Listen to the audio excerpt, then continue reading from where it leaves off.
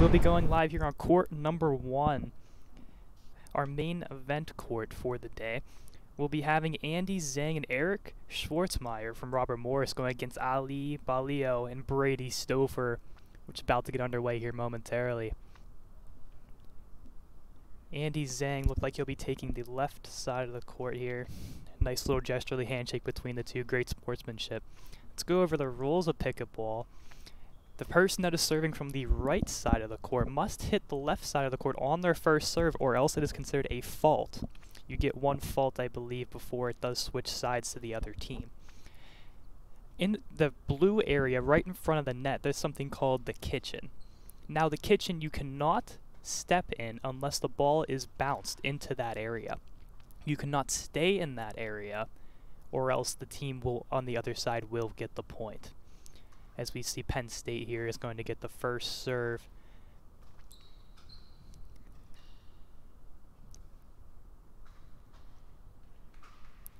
Wow, great job there by Andy Zhang with a great spike there. Robert Morris gets the point on that one, and I believe Zhang is going to get the serve here.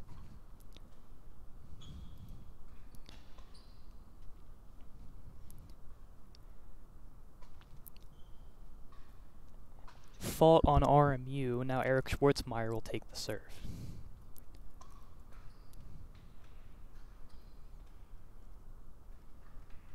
Ball hits the net. RMU gets the serve again.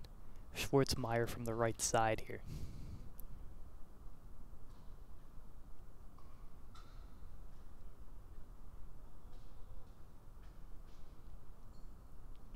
Great volley there by Penn State to get that one back.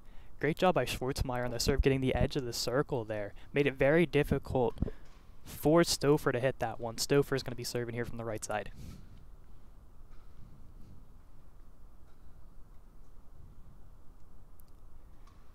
Not enough there off the back of Schwartzmeyer to get that one over. Penn State with the point makes this 1-1.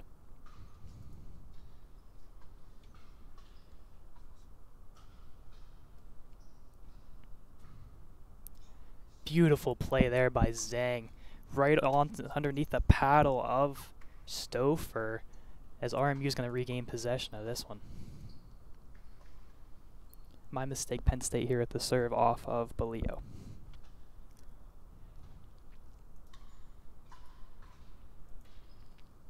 Not enough on that one. Penn State's going to make this.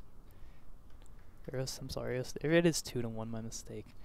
A little watching the scoreboard and not trusting my own commentary here. That one's going to hit off the net off the play of Balio, and RMU will regain possession. It'll be Brady Stouffer here on the serve. Eric Schwartzmeyer, my mistake.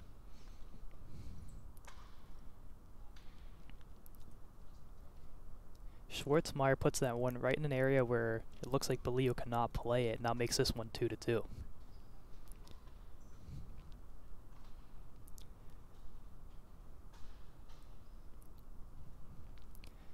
Zhang couldn't control that one. Penn State's going to regain possession. Beautiful job there by Balio to put that one a little high.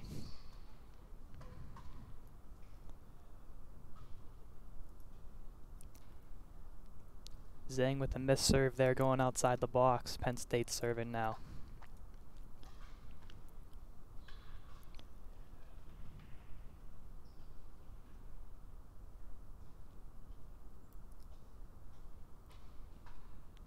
Beautiful job there by Balio, throwing that spike down in front of Zhang, who couldn't control that one. Stouffer's now going to serve here from the left side for Penn State. And that is a fault off the net. 3-2 Penn State, as Balio is going to be serving from the right.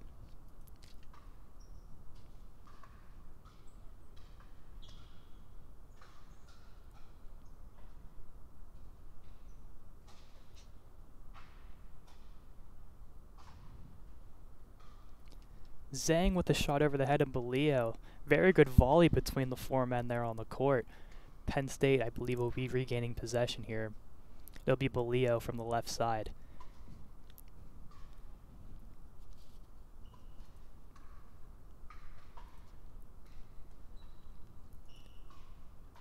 – 4-2 Penn State. That one outside the circle, as Zhang's going to serve this one.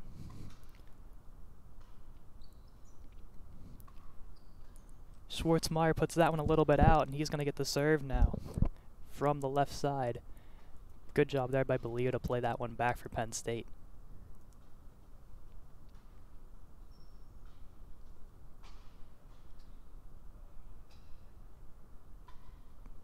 Stouffer throws that one in front of Schwartzmeyer, and that'll be Penn State regaining possession. Beautiful job to play that in the spot where he couldn't get it.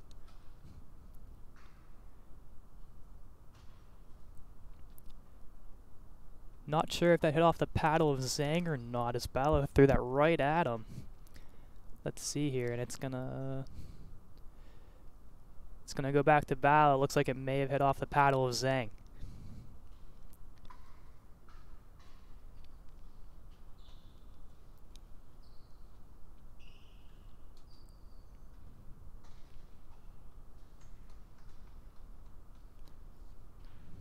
Ballo throws one out over the shoulder of Schwartzmeyer.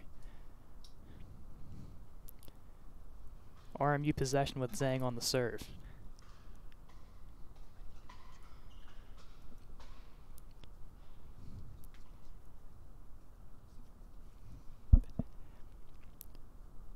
Penn State plays that one perfectly, as now Schwartzmeyer is going to serve for Robert Morris from the left side.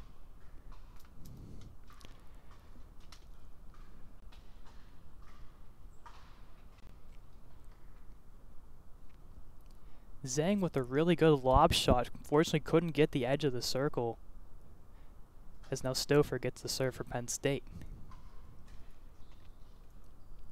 And that one's going to hit off the netting, as now Ballo will come from the left side for Penn State going against Schwartzmeyer.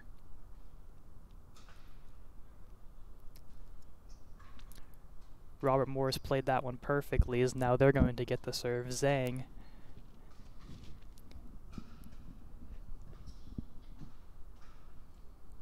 Schwartzmeyer couldn't handle that one, as that's going to roll underneath the netting and into the court number 2. Is now he'll get the serve here. Penn State playing a really good game thus far, but Robert Morris definitely hanging in there. Schwartzmeyer's going to throw that one out. Penn State's going to gain possession off that fault, as now Stouffer will have the serve from the right circle.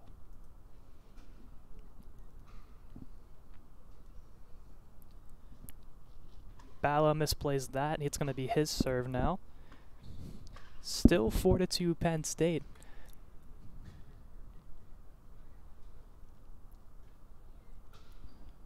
Great job there by Stouffer, right on the edge of the kitchen. Throws that right at the feet of Zhang, and he can't control that one, as now that makes it 5-2.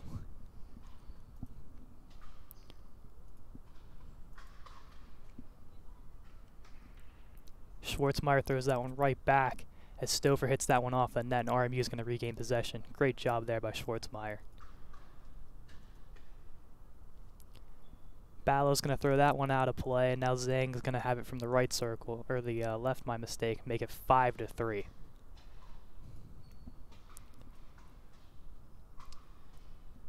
Zhang keeps that one in. That's going to make it 5-4. Great job as he gets that one past Ballo.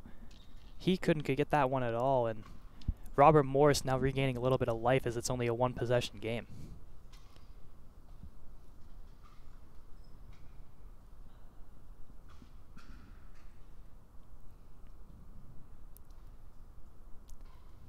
Zhang hits that off the net and goes back to Stouffer. Schwartzmeyer can't get that one, and now it'll be his serve. Still 5-4 Penn State.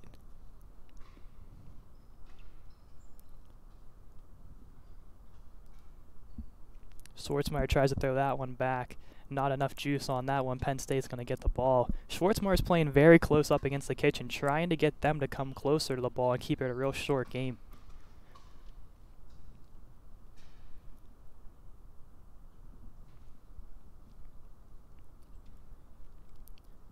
As that one will go out of play, as they'll reset here. Still 5-4 to be Ballo from the left side.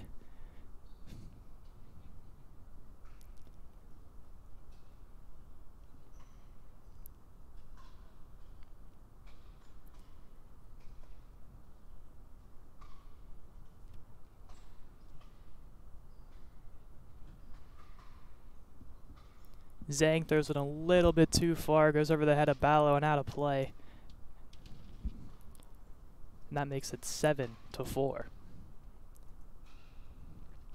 Stouffer throws that one back in the net. It'll be his serve now. Penn State with a very good few rounds there.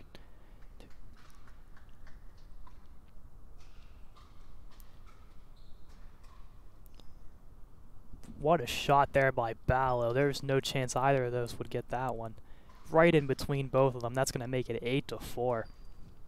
Zhang had a beautiful backspin on the one shot there to keep it alive. Unfortunately couldn't get the point off of that.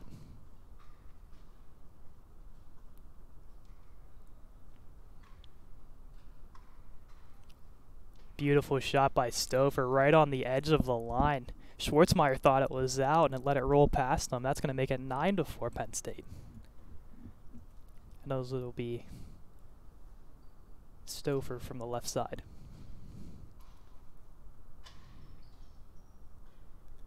Not enough there from Schwartzmeyer. That's going to hit off the net and make it 10-4 Penn State. Game point here for the first round of this matchup. As that hits off the paddle of Zhang.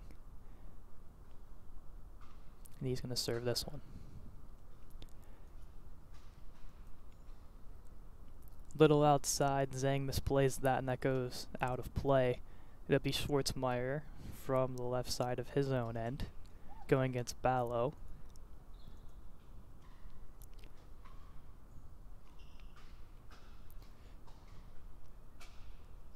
Stouffer with a spike in front of Zhang, and one more point to go until Penn State can claim game one as their own.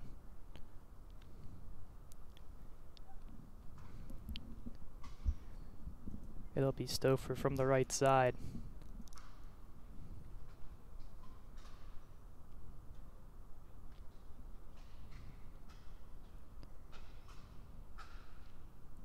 Stouffer with a little too much on that one. As now it'll go to Ballo. Zhang smartly lets that one go. That's just a little too much juice on that.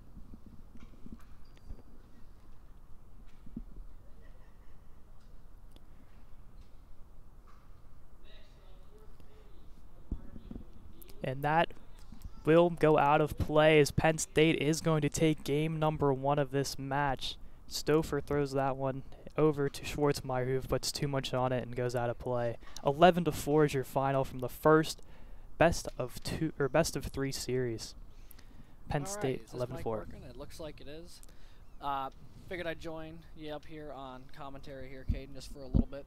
My name's Alex Gagnon. I haven't introduced myself yet. I probably should do that since this is the first time I'm on air. But yeah, I figured, for at least for game two here of Zhang and Schwartzmeyer versus Ballo and Stouffer, I'd join you and I'll kind of be a de facto color commentator for what's going on here today. All right.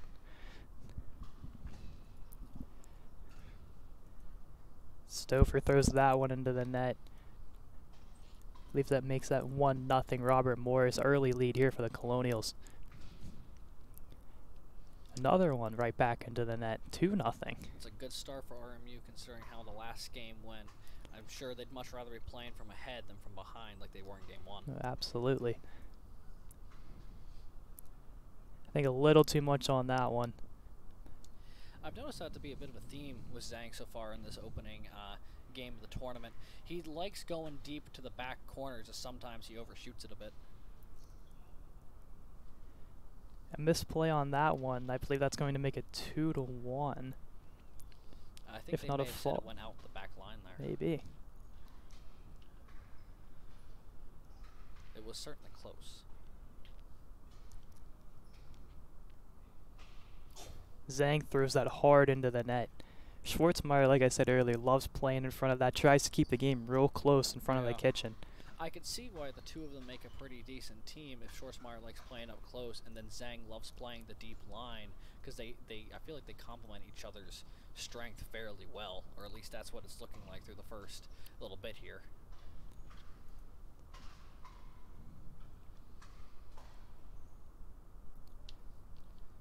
Schwartzmeyer throws that into his own net, as he will now take the serve from the left side. Still 2-1 Robert Morris.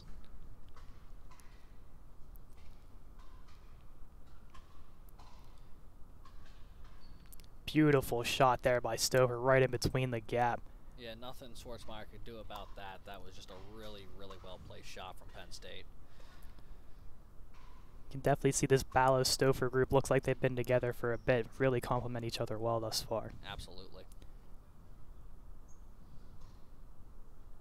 I feel like that's part of the joy of doubles play is there's a lot more variability than when it's just the singles, because, you know, you could have two teammates who play very similarly, and that could really work for them, or it could really not. And it seems like both of these teams have tried to accent their strengths off each other and try and use each other to downplay any weaknesses they might have in their own game.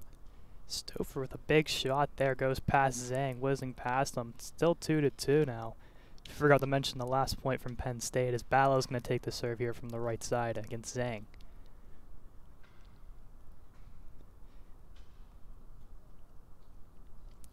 A little too far again from Zhang off the back line there.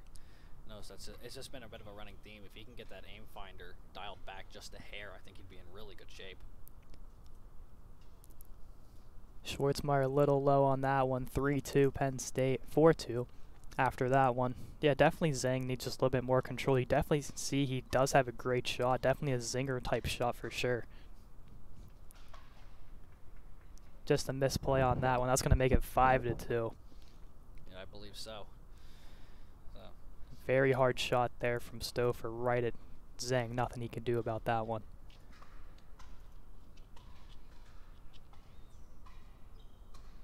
After an early rally from RMU to get ahead 2-0, it's been all Penn State since. It's now at 6-2. Just a constant barrage of shots that RMU has not been able to return effectively. That one's going to be a fall, and RMU is going to regain possession. Ballo has an incredible serve where he goes off his backhand and puts a ton of curve on it, makes it almost impossible to hit. It does become incredibly difficult because you are in, you start in position to return that serve, but then it doesn't end up anywhere from where you're standing to start with.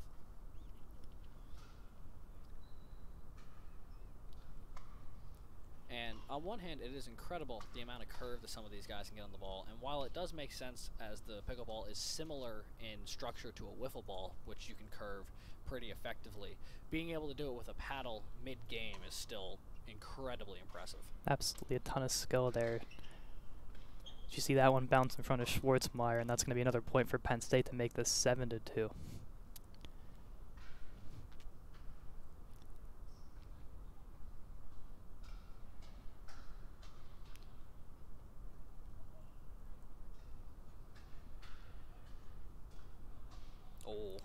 A furious rally there between the two up close in front of the net.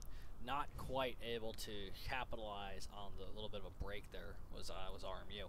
Penn State definitely playing up to Robert Morris. What they want to do is play up close and personal, and it looked like Penn State controlled the game off of that one, making Zhang make a mistake and throw that one over the court.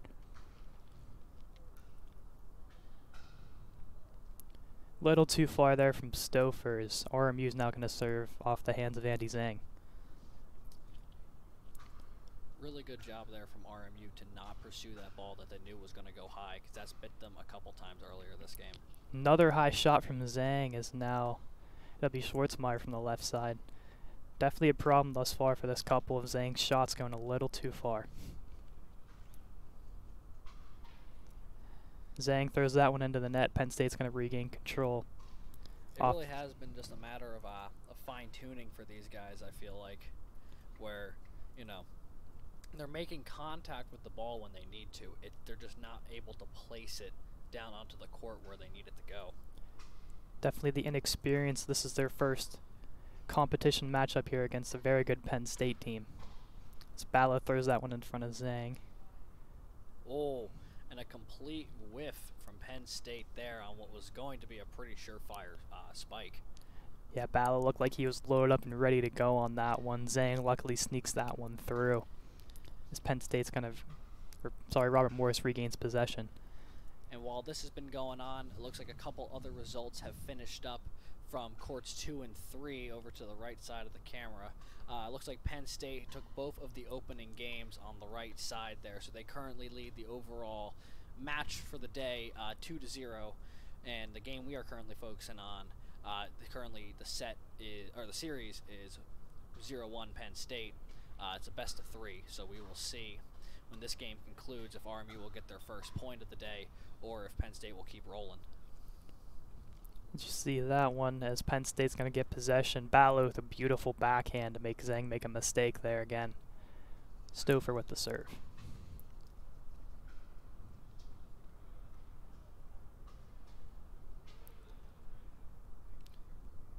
Beautiful spike there by Schwartzmeyer in front. As now Ballo gets the serve from the left side. I'd like to be able to see if Schwartzmeyer can get a little more involved in this game thus far. Game 2 particularly, I feel like he really hasn't been doing a whole lot, and I don't think it's been his choice. I think it's been more of Penn State has been trying to zone him out a little bit. So I'd like to see if he can get into control a little bit to kind of take it to Penn State a little bit more. Definitely seems like they're targeting more Zhang, knowing he may cause more mistakes than Schwartzmeyer.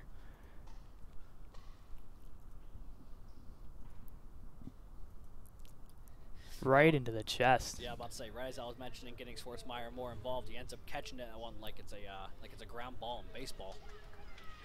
Just the power of Ballo making mistakes here from Robert Morris.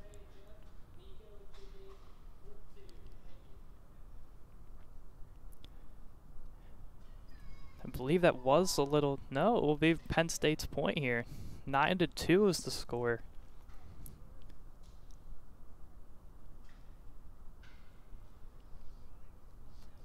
It's weird the way this game has progressed so far because it doesn't feel as lopsided, in my opinion at least, as the scoreboard would say. It's just a matter of RMU's winning possession back but then not capitalizing when they have it to potentially score points. Absolutely. Another absolute whiff there from Penn State. He's done a couple times this game where he's just been in perfect position and then just has not made contact with the ball. Zhang with the serve here for RMU.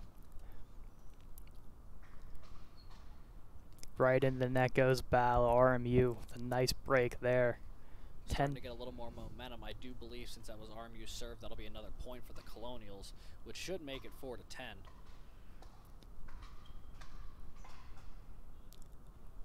Miscue there. As Robert Morris, I think, will get another point off of that one. A little bit of momentum raid. Yeah, I believe it's now 5-10. Colonials starting to show a little bit of life here in this this final chance while they have possession on the game point. Nice job there by Stouffer. Soft ball there. Makes Zhang miss it. Looks like it'll be Schwartzmeyer's serve here to try and keep the game going for RMU.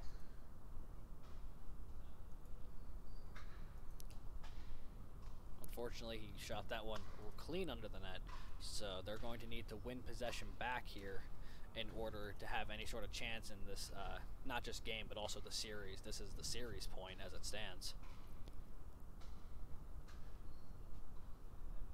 And that one's out of their reach, and Penn State's going to take this one 11-5. Yep, game 1 4-11, game 1 5-11. So I would say a bit of progress on the scoreboard there.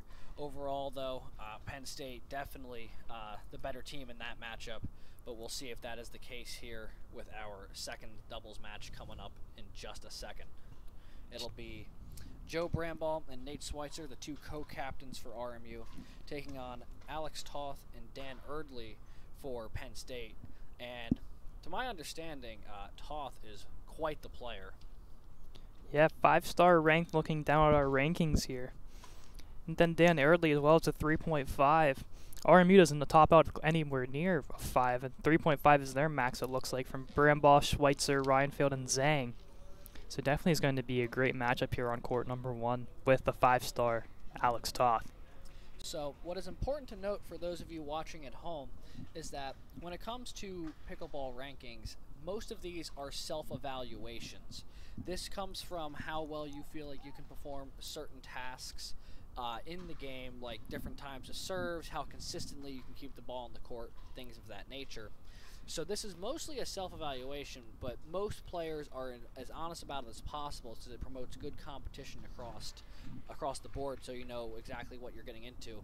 Because in most like open pickleball tournaments, they usually like to seed it through self-rankings, so people know, like, all right, if I'm like a 3.5-star player, I'll be playing against other 3.5 stars where we know it should be a pretty competitive matchup.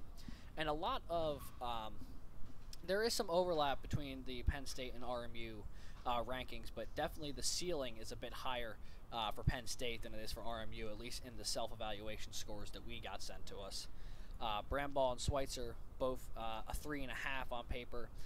Toth and Erdley a 5 and 3.5 respectively. So we'll see how it pans out because, you know, in doubles, as much as it is skill, it's teamwork. And we know that Schweitzer and Bramball for RMU are two of the most experienced players that the Colonials have, and we'll see if that comes into play here for this second double set on Court 1.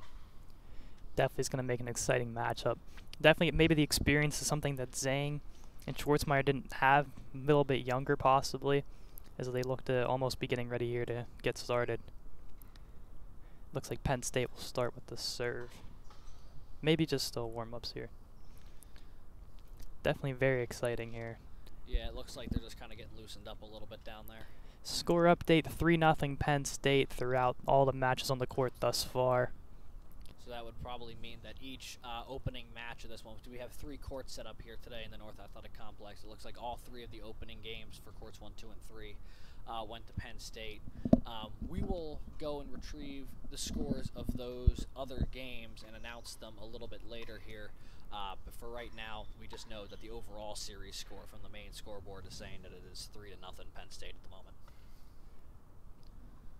Overall, we have 24 total matches between the 3 courts, 8 that we'll be showing to you live here.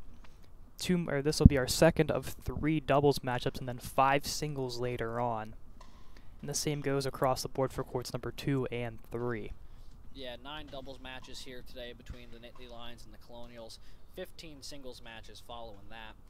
And some of these players are going to be putting in a lot of overtime, especially on the Penn State side, who brought a bit of a smaller roster with them here today. For example, William Yee, who will not be on stream today, I believe, but he is participating primarily on courts 2 and 3. I believe he's scheduled for 5 different games today, 3 singles and 2 doubles games, so he is going to be busy. As match number 1 gets underway, Penn State with a nice spike there. There's no RMU can give the ball over to Penn State for their first serve.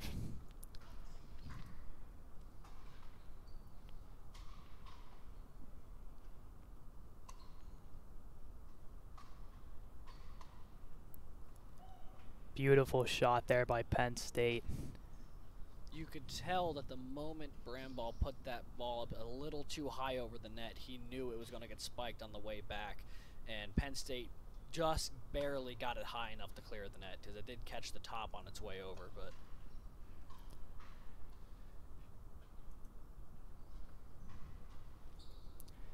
little too far for that one. That's going to make it 1-0 Penn State. As I believe that's Toth who's now on the serve for Penn State.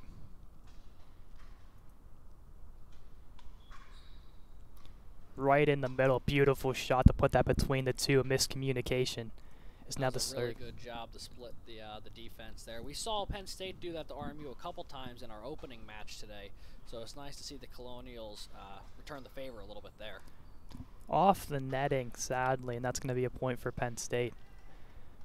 So I believe that it makes it 3-0.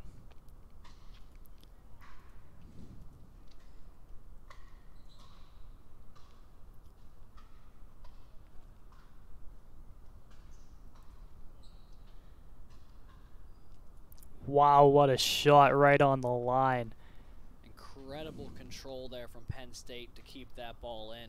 A really, really tight rally there between the Colonials and the Nittany Lions for that point.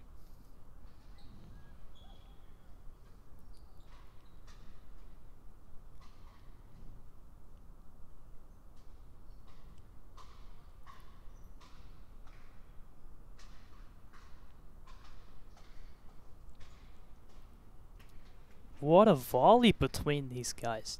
Yeah, really. Toth and Erdley, you can tell, have played together many times. Their communication, their positioning is just impeccable.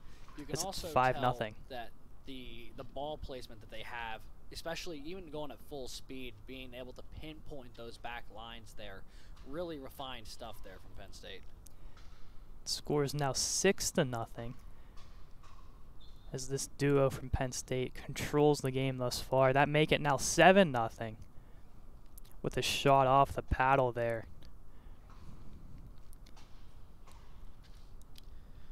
Well, I would tell you what, so far it does seem like those self-evaluation rankings have been holding true, as it looks like RMU may be taking a timeout here.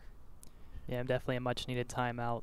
They try to regroup themselves after being down 7-0 almost immediately in this game without regaining possession. Definitely not the start that the co-captains Schweitzer and Braunball were looking for here. It looks like you can tell that this game is being played at a much higher level of intensity than the previous game, and that just might be that both teams are a little amped up. They're ready to go because this is some of the featured players for both teams, so you can probably imagine that they are ready to go to get this one underway. But I think running into that full speed may be why RMU is now in such a hole. Is I think they need to maybe dial it back a little bit and find a way to get in control of the game again instead of just running in headlong with all the excitement and emotion of the day, with this being RMU's first hosted pickleball event. Yeah, start of the game, you saw them playing up close, kind of like what Zhang and Schwartzmeyer did in game number 1, was try to keep the game all right in front. And that's something they haven't been able to do as they've been getting pushed them back where they can't be able to handle the ball. At least we get ready to go here, 7-0 Penn State.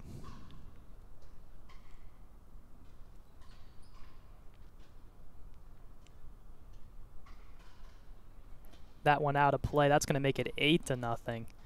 That was a good try there from Schweitzer to find the far line, just a little too far outside.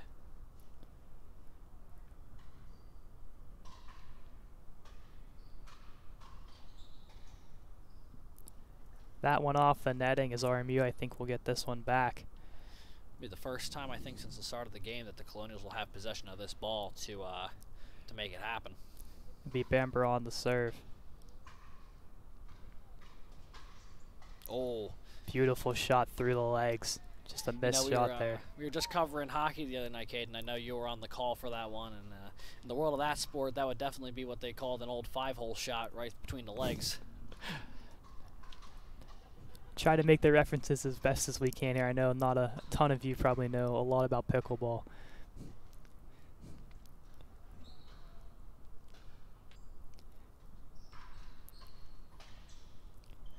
Good volley between the two, but Penn State comes on top of that one. There was a couple really, really good moments in that rally. There was one I want to focus on where Braunball hits it into the back row, basically, and Penn State flips around without even making contact with where the net is, and somehow running backwards got it up and over back to exactly where he needed to put it. That was a really impressive return from Penn State during that rally. Penn State with another nice one there. They're going to regain serving possession here to hopefully lead on their 7-0 lead thus far. That one off the netting. 9-0 the score. 10-0. Score keeps climbing. Now it is 9-0. Yeah. I think the on-ground scorekeeper is having a little bit of trouble following down there what's going on. Definitely trying to confuse us up here in the booth. And they are doing a stellar job, may I say. Looks like 9-0 is the staying score at this point. That's at least what we're going to run with for the time being. RMU sneak me with the serve here.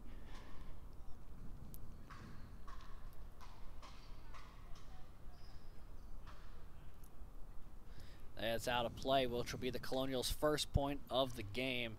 9-1 now the score. Schweitzer once again the serve for the Colonials.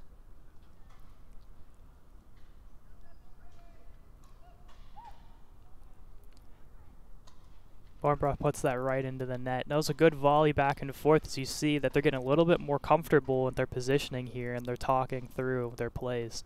As that one also hits off the net, Penn State's going to regain possession. Score may be 10-1, but RMU has definitely looked better since they took that timeout. Yeah, I would absolutely agree. I think they just needed a second to kind of get their legs under them in this one.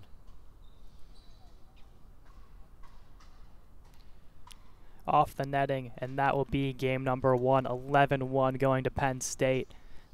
Like we said, the score definitely doesn't tell the story of this one as they're going to switch sides. It did tell the score, or it did tell the story early for the first few points.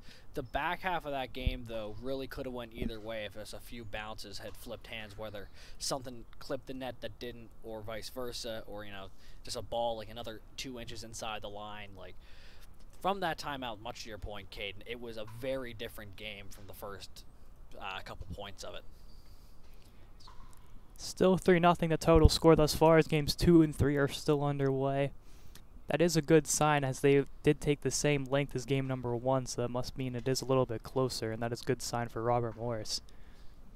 Also, we're seeing in chat some commentary. We'd love to hear from y'all what you think of what's going on here today. I will have you know that the match coming on following Bramball and Schweitzer versus Toth and Erdley will be Reichenfeld and Remark versus Ortiz and Wendelock.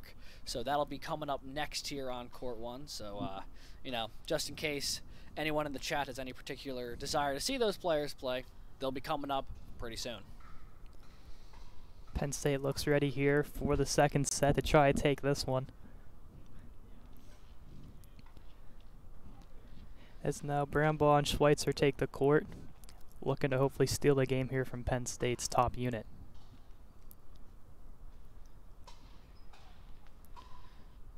Here we go. Penn State to serve.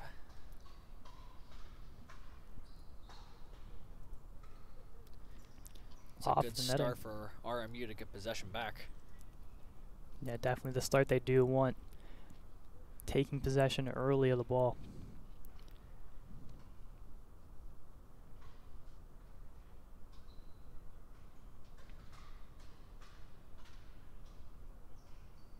Just a little bit too far there off the paddle of Schweitzer. As now he'll get the serve here from the left side. What I find interesting is how the intensity of these games can flip so quickly, where it's like casual shot, rapid fire, and then right back into like a nice lob shot back. You really got to be careful when playing this game because it can develop so quickly. I feel like it definitely can, as you saw there off that rapid shot from Penn State, right back at Bramball. So now Penn State controls possession here. That one gets thrown into the net. You see RMU sticking to their game plan of trying to keep everything up close.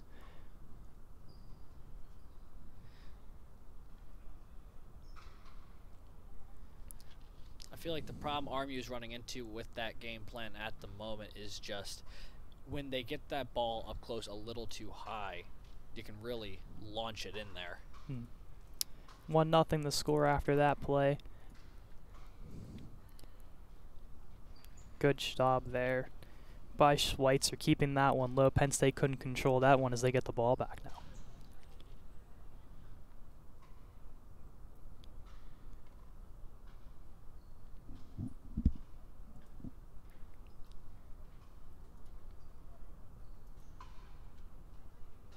Off the netting.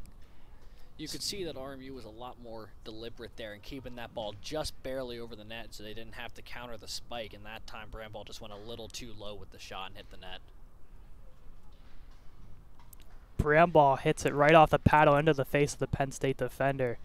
RMU's going to get a point off that one to tie this one up 1-1. You could see the surprise on the Penn State player when they hit off the racket. It was just a funny bounce, but we've got a tie game here, 1-1. That one a little too softly into the netting. Penn State's ball here. Definitely a much closer matchup back and forth as it stays 1-1. Absolutely. A lot of changes of possession, not a lot of points.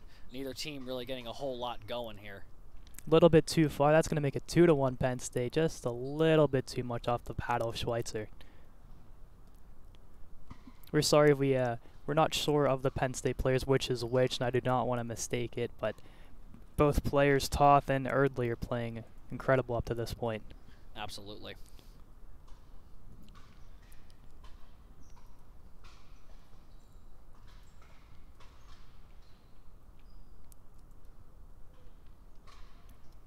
Right into the chest of Bramball. Penn State's going to take another point, make that one 4-1. And you could tell Schweitzer knew the moment he hit that ball that he knew he put it up too high.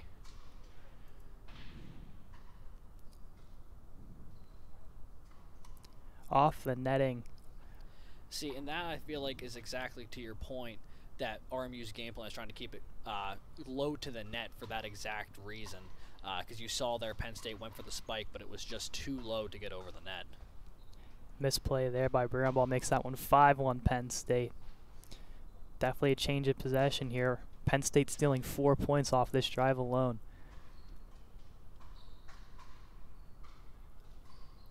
Amazing rally. Bramble puts that right into the feet, and there's no way the Penn State defender could get that.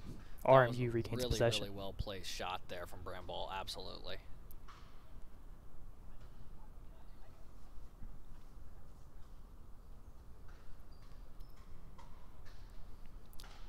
Beautiful shot, hits off the paddle and over the head. Penn State showing their power there. Yeah, Schweitzer tried getting under that one. The problem was he just couldn't get the paddle quite into position to send that ball back forward again and ended up rolling up and over him. Right in between, a miscommunication from RMU. Penn State's going to get the ball back. Definitely see with these partners, not a lot of experience playing together. As you look at Toth and Erdley, and you can see that their chemistry is definitely one of the reasons why they're ahead in this game. And it has not been a lack of effort from RMU. Like, these guys practice like 3 or 4 times a week. Like, they are very dedicated to their craft. It's just that they've only started so recently. Like, most of the players on this team, even like at the captains, I'm not entirely sure how long Bramble and Schweitzer have been playing, but I know a number of the Colonial Pickleball players out here in this tournament today.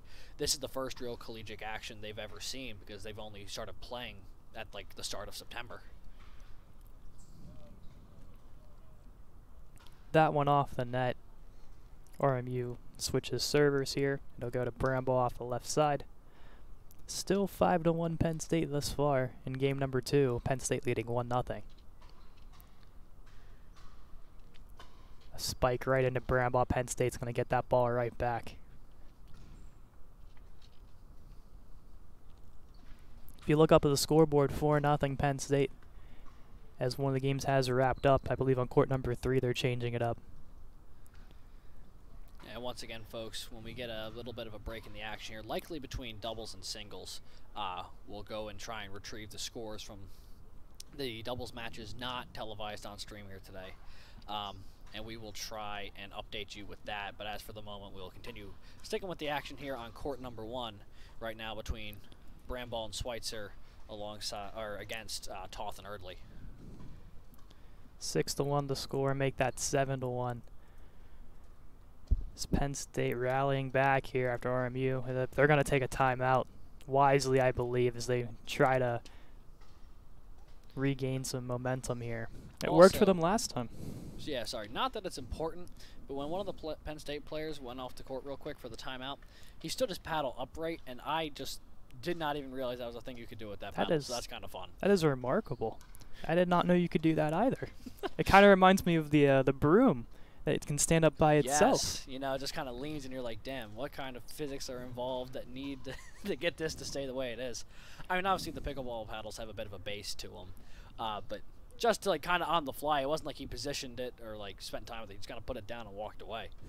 But as for the game so far, it looks like RMU definitely has found some momentum going into game 2.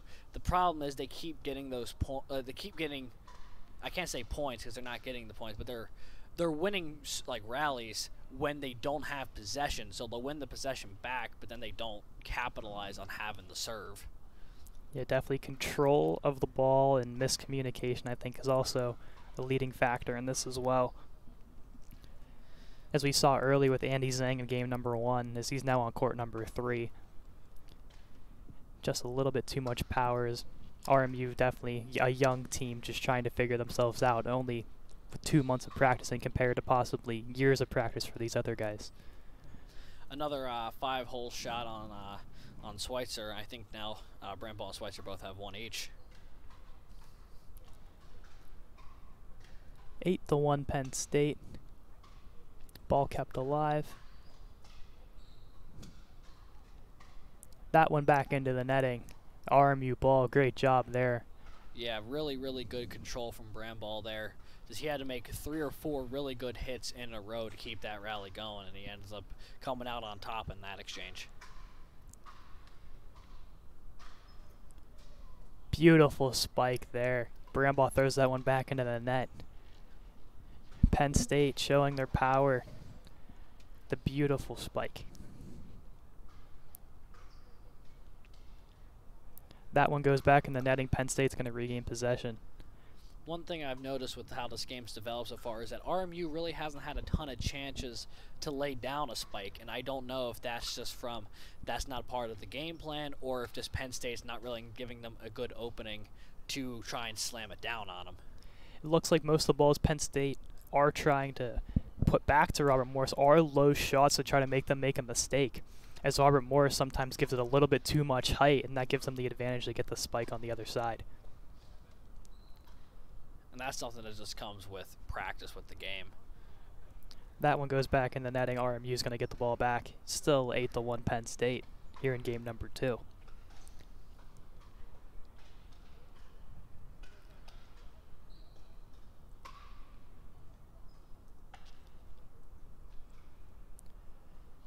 That one was out.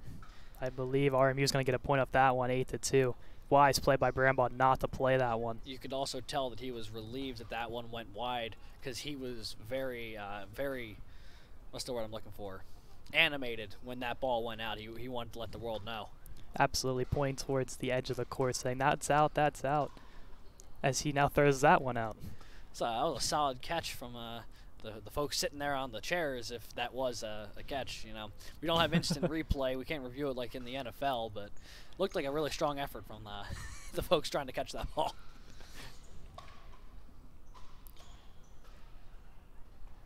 RMU finally gets a spike and it pays off. I think that was Schweitzer. It was Schweitzer. Absolutely. Nate Schweitzer with a really good strike there. Forced Penn State into a mistake, and as I am saying it, it goes right back the other way with Schweitzer setting up Penn State for a spike of their own. Penn State took exception to that one to put it right back in Robert Morris's face there, 8-3. Much like tennis or table tennis, it's a game where there's a lot of respect between the players, but at the same time, when you're on the court, you know, if someone does something to you, you want to pay him back as soon as possible. A great dive there from Schweitzer. Oh. Brambaugh taking a fall there. Looks like he is okay. Great diving effort by both Brambaugh and Schweitzer on that one. Schweitzer kept that one alive. Brambaugh was very close to keeping that one in as well. Just unfortunately lost his footing. Yeah. Both. You can tell how much these guys want to be out here and competing, because they're both ending up on the hardwood trying to make plays for the team. Definitely something you do want in your co-captains on this team. Absolutely. That one out of play as well. RMU, I believe, gets the ball back here. Fortunately for the Colonials, it doesn't seem like Brambaugh and Schweitzer are any worse for wear following their dives onto the court here.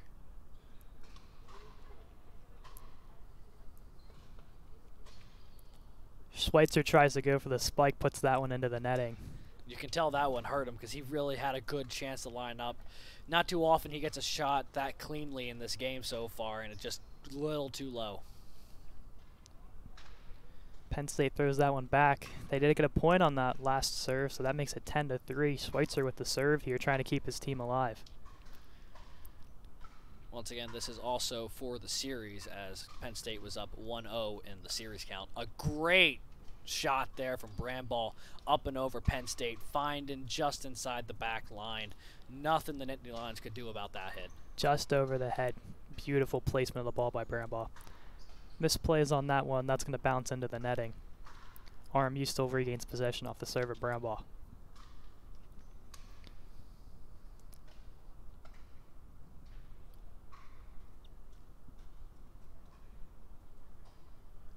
Back into the netting. Brambaugh with the short shot there. So now Penn State has a chance to take the game number 2 in the series here. I was about to say, it's the pressure's really on now for RMU, as any point with our Penn State serving here will end the game. That said, though, one of the 2 serves for Penn State just got burned out by hitting the net there. So if RMU could win another point off this Penn State serve, they'll get back in possession. Oh. Off the netting.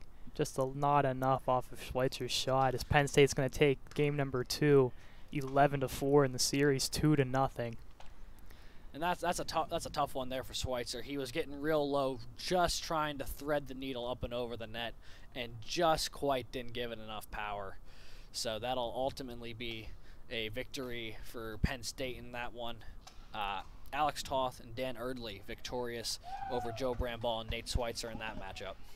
As we get ready here for game number 3 momentarily, RMU's Trey Reinfield and Jeff Freemark will be going up against Nico Ortiz and Jimmy Wendelock of the Penn State Nittany Lions. And that'll be coming up here on court 1 in about a minute or 2 once they make the announcement over the PA system. So from what I've seen through these first 2 games here, Caden, it seems like RMU's really just had a struggle with executing on their opportunities. It's not that they haven't had chances to put points on the board. It's just when they've had those opportunities, it either ends up in the net or past the back line. Yeah, definitely something they will work on. This is their first time in a competitive matchup, so definitely just trying to get the feel of things, especially possibly with a partner they haven't played with much before.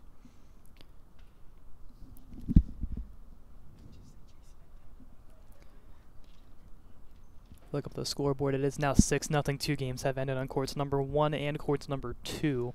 Penn State with a clean sweep thus far in 6 of the 24 games being played today.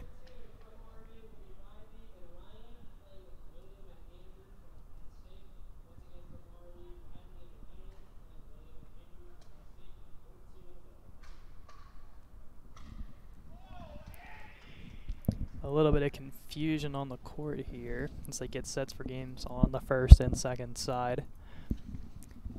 Game number 3, I just heard the RMU team rambling on a shot from Andy Zhang, the zinger, the great shot. It does seem like, though, all 3 games from the second round of stuff here went in Penn State's favor as well. So not off to a great start here for the Colonials in the doubles sets. But maybe we'll see things turn around here in the final doubles games before we get into the singles a little bit later today.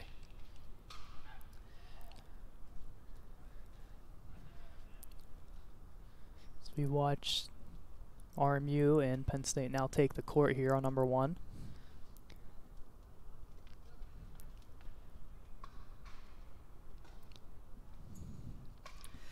It does appear there may have been a bit of a court change, says I'm 95% sure that we have that is Ballo and Stouffer again. That is Ballo and Stouffer. So does that mean we've got Rickens and Dunleavy here on court 1? I believe so. So Ballo and Stouffer back on our side again, who did win game number 1 against Zhang and Schwartzmeyer. As Stouffer gets ready to serve here for Penn State. Miscue there, and Penn State's going to take the first point as soon as they fix the scoreboard here on court number 1. Yeah, our schedule up here said that Reichenfeld and Remark would be taking on Ortiz and Wendelock here in game 3, but it looks like we have what was, I think, scheduled to be game 3 of court 2, which is Rickens and Dunleavy versus Ballo and Stouffer.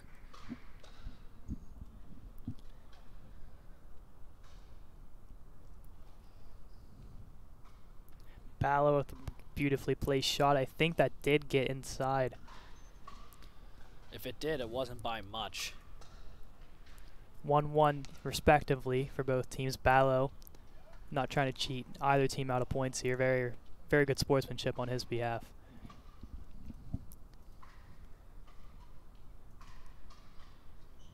Ballo throws that one into the net. RMU is going to regain the serving possession here. It looks like RMU holds the 2-1 lead here according to the scoreboard. At least the one down on the court. Yep, it's still 2-1. But as we've mentioned earlier, sometimes that one has not been the most consistent.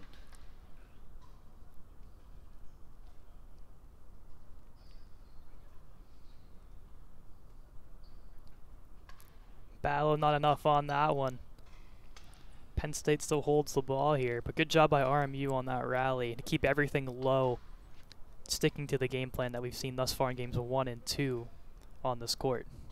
That must be something they practice a lot in practice during the week, is this up front, close to the net sort of style, because we've seen no matter what RMU team has taken the court here, that seems to be what they've been focusing on.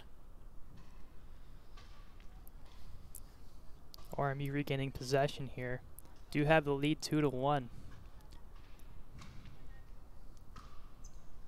Make that 3-1. It seems like all the breaks that this Penn State squad was getting in the first game against Zhang and Schwartzmeyer, they're starting to not quite go their way. We've seen quite a number of net shots already here, and RMU has a 3-1 advantage early. Make that 4-1 as Stouffer throws that one into the net.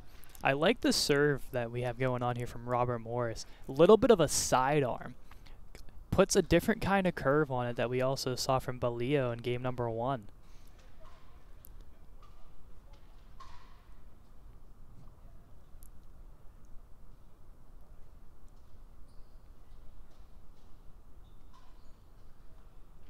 Little too far on that one, but a good volley back and forth. Ballo kept that one alive for Penn State.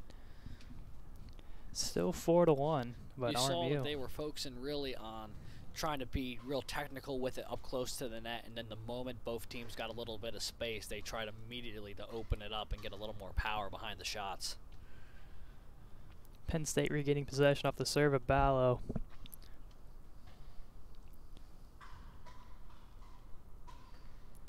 Beautifully placed shot in front of the paddle of Ballo. This will switch sides for the servers. Robert Morris has definitely looked very strong in this matchup. As that ball is going to go back in Robert Morris's favor. See a ball from court number 2 roll on to court number 1. Beautiful side serve there. As RMU will get another point off that one to make it. Oh, I'm sorry, no, it won't. It did go out of play. Still stays 4-1. My mistake there. Beautifully placed shot by Stouffer. Gets past the Colonial defender.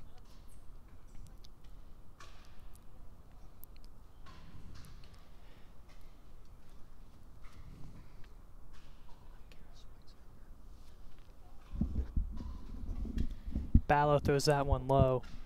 Penn State regains possession. It looks like Ballo paddle might be broken as he's going to grab a new one. It's either broken or it isn't up to his liking. He's making a change here. But coming up to us now here in the broadcast booth is Nate Schweitzer, one of the co-captains of this club pickleball team for RMU. And we were hoping we could just get a couple questions in real quick on not just how the game went. I know it was a bit of a rough one there, but also just kind of this event in general and what it means, not just to the program, but also for like pickleball in the area. Yeah, absolutely. That's a great question. It's an honor to be on here, so thank you again. You know, the matchup isn't exactly what we wanted. We hate to go down 11-1 in the first game, 11-4 I think it was. So it's kind of rough, but all credit to Penn State. Alex and his partner are great players, 5.0, 4.5 players, so very nice. It was definitely a matchup we knew going in, Joe and I. Just kind of wanted to see it, so it was nice to play against some really good student athletes from Penn State. So in terms of pickleball, this event, just like to thank everybody. This has been absolutely fantastic from the RMU team. Thank you to Penn State for coming down here, all of our friends and family to support us, especially Gamma with the equipment, and everybody else who just made this happen. This is not a one-man show. This takes really everybody all together to make an event like this. So, you know, despite the outcome, we're here to have fun at the end of the day. And I think so far everyone's doing that. We're having a good time. But definitely with pickleball in the area, definitely something that Joe and I are looking to expand more as the founders and co-presidents of this team. We've had some connections with some other schools, but ultimately our goal coming in was just to create a pickleball league, to have other college schools play each other.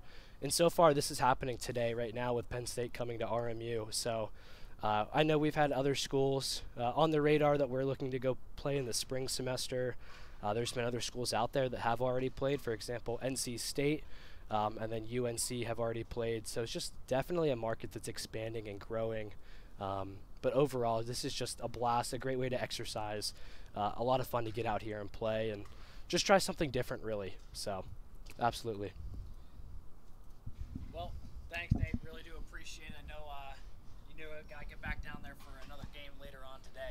So I'll let you get back to it, but appreciate the time coming up here real quick, giving us a little bit of your time, and we'll probably be watching you if you're on court 1 again here for the singles match.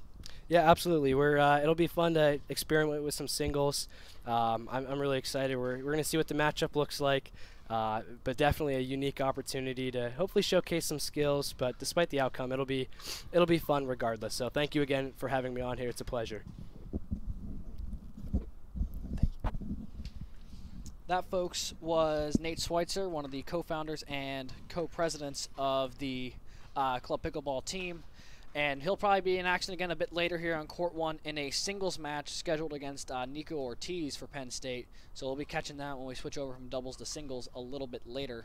We'll also try and get the other co-founder, Joe Bramball, up here at some point later this afternoon, probably after his singles match. But yeah, this is a truly an historic event here for RMU, just for what it means for Club Pickleball. I mean, this club only started getting going at the end of last semester, and they really hit the ground running when everyone moved back in here in the fall. They grew their numbers immensely in their little bit of recruiting process back in late August and early September. And now, within just a couple months, they're out here competing against another college here against Penn State. It's incredible the amount of growth that this team has seen in just a couple of short months. So we go back onto court number 1. Stouffer with the serve. It looks like 7-6. Robert Morris, Penn State with a little bit of a rally, it seemed like, during the interview. It's now Ballo with the serve. Definitely a little bit closer. Makes a little bit more of an intense matchup here. Still in game number 1. Look up the scoreboard. It's still 6-0 Penn State overall. Now 7-0 as it looks like match number 3 over in court 3 has wrapped up. That court 3 has really been flying through pretty quickly. But this is easily the closest game that we've seen so far on the broadcast here on court 1. It looks like Rickens and Dunleavy are doing a really, really good job of keeping this one competitive against a team that we saw earlier could really dominate a game if you let them get too much head of steam in Ballo and Stouffer. Beautifully placed shot there by Stouffer. Someone gets past the RMU defender. That's going to tie this one up at 7.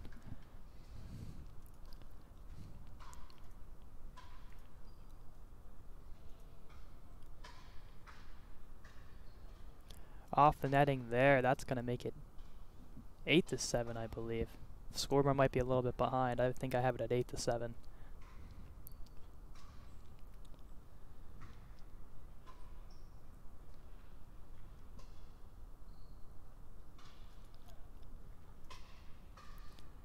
Maybe now 8-7. Stouffer still on the serve for Penn State.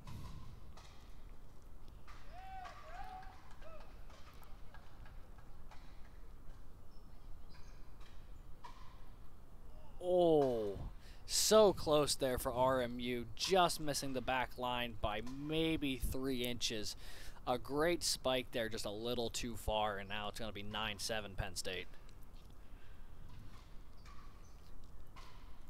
Beautifully placed shot there by Stouffer. Makes that 10-7 match point here for game number 1.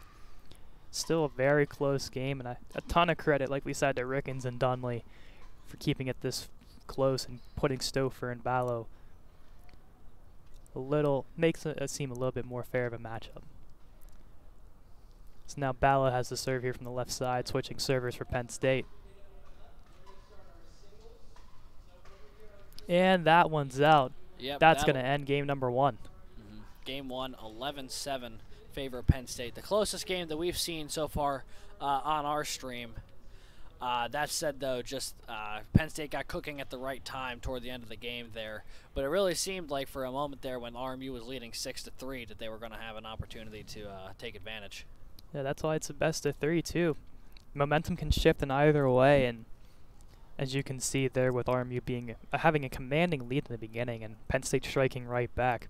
Let's see if RMU can get back here in game number 2, which I definitely think they have the capability to after what they showed us in game 1. Absolutely.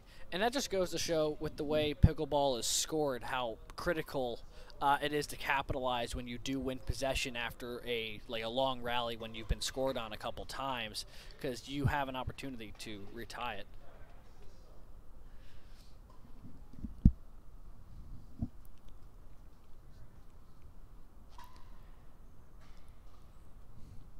that one out of play.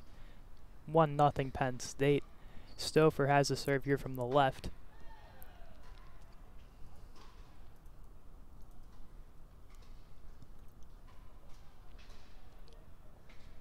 Good shot there from RMU off the stick of, or the paddle of Ballo.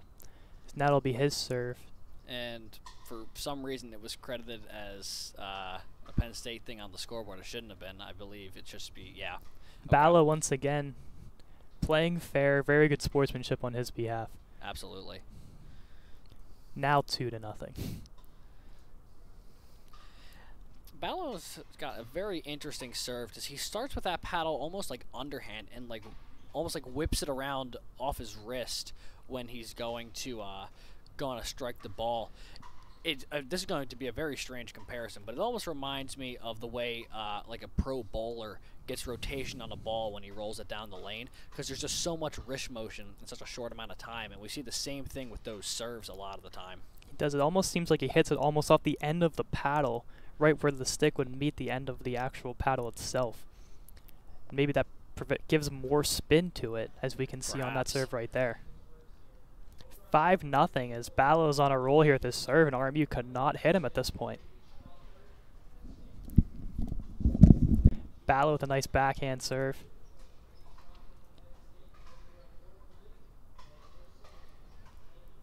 As he tries to keep that one, and that's going to go outside, RMU is going to get the ball right back. But not without escaping 5 points off the serve of Ballo.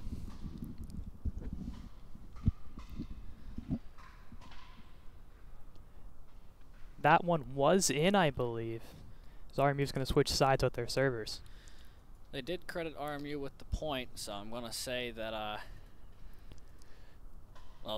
if Penn State was the one who returned it, so I'm going to guess maybe not. But this is the thing from up here, especially on that far side from where the camera's at, it's so hard to tell when things get close to that line where exactly they fall. Yeah, that back line.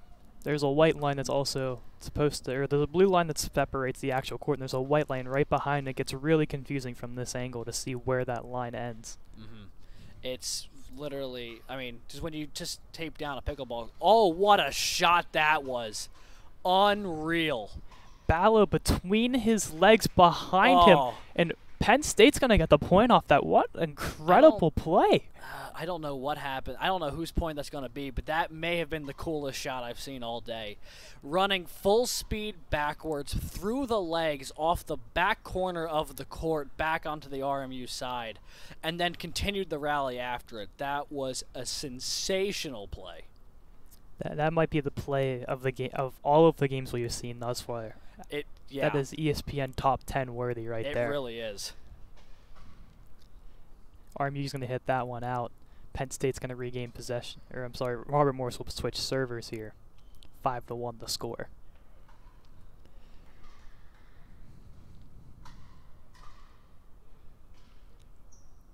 Off the net that goes, and now it'll go to Penn State's side. Looking up at the scoreboard, 7-0, still Penn State total.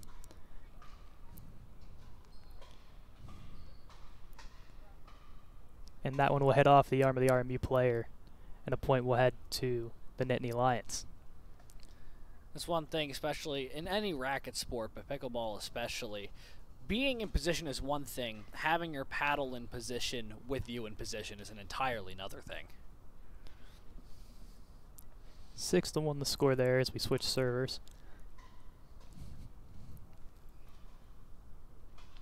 Miscommunication between the two Colonials. That's going to make it 7-1.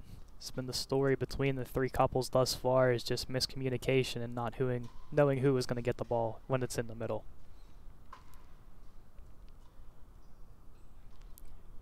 And I mean, that's not entirely inherent to just pickleball. Like, you'll see it in any sport in which you can have a ball split two people. You see it in baseball all the time. Sometimes there's miscommunications between, like, the second baseman and the shortstop if you have a grounder up the middle.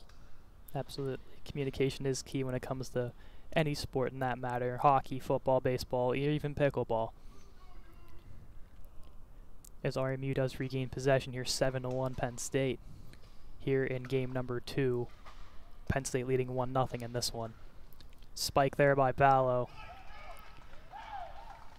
as that ball now heads to Penn State's side. Bit of excitement from the crowd over on court 3. I'm not entirely sure what's going on, but I'm guessing that someone on RMU just played a pretty good shot, because the entire right side of the gym got pretty amped up there for a second. Penn State with a miscue on that one. Stouffer gets the serve there.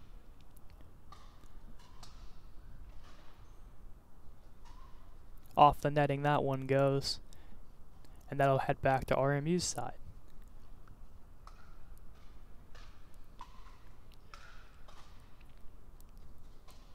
Court 3 a little bit ahead of courts 1 and 2, as they're already on their singles matchups. Down there is Max Brozell versus William Yee.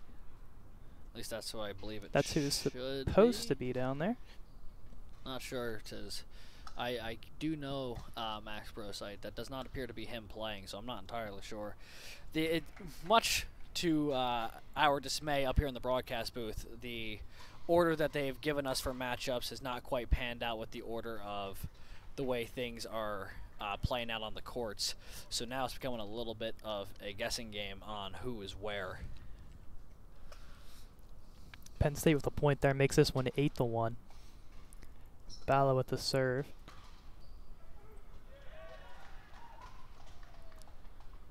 RMU's going to hit this one out. That's going to make it 9-1. As Penn State is 2 away from claiming their 8th straight victory thus far today here at RMU.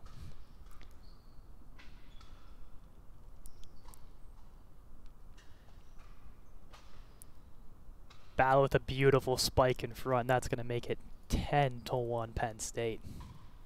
Match point here. Something Balla's done very well with when he's on the serve. And that one is out, and that's going to be the end of game number 3 here on court 1. Penn State's going to take this one 11-1. And I mean, it's definitely tough for RMU, because pickleball is such a momentum sport where, you know, game 1, RMU got out to a hot start and they really got ahead, but they let Penn State get back into it and they rallied back to win the first game of this set here. And then you saw they carried that momentum over and just definitely were the better team in the second set there. Just while the first one looked like it could go either way down till the end, game 2 here was pretty lopsided. Joe Brambaugh versus Alex Toth is the next expected matchup in our first singles of the day here on court number 1. We will see if that's the case. I'm going to try and listen into the PA system here to see what they announce for court 1 coming up. 8-0 the overall total, as court number 2 is still continuing their doubles matchup between Trey Reinfield and Jeff Remark against Nico Ortiz and Jimmy Wendock. Should get an expected call here soon to confirm our matchup here on court number 1.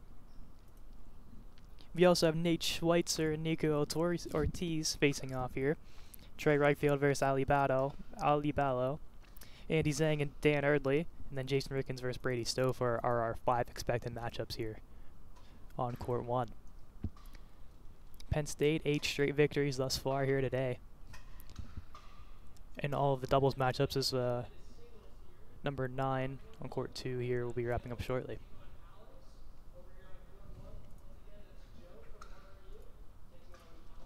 It is confirmed, Joe Brambaugh versus Alex Toth on court 1. Brambaugh the 3.5 rated, Toth the 5 rated, who we saw earlier in match number 2 against Brambaugh. And that should be the exciting matchup here. Absolutely, this should be one of the fun ones to watch, if for no other reason than to see. Granted, again, based off of self-evaluated ratings, but people are really honest about that. This should be one of the finer pickleball players in all of college pickleball on display here in Alex Toth. And, I mean, to RMU's credit, Joe Brambaugh is no slouch at the game either. 3.5 is not an easy ranking to achieve either. He's definitely been playing a fair bit as well. So we'll see how this one goes. The big thing I noticed in game 2, granted it was a doubles setting, the big thing that Bramball's going to need to be careful of is moving laterally. And I don't just say that because of the one time he tripped up and fell over, but more of he's got to just be able to play wide, because I know Toth really liked to extend the court when he was playing in that doubles match. So we see Toth and Brambaugh getting set here to go. So they're getting some warm-up shots in with each other. Bramball will be on the closer side of the screen, and Alex Toth for Penn State starting on the farther side away from the camera. On court number 2, it looks like they're getting set for another game, so I believe it might be tied 1-1. Looks like it might be. This could be a good chance here for RMU to get their first match win of the day.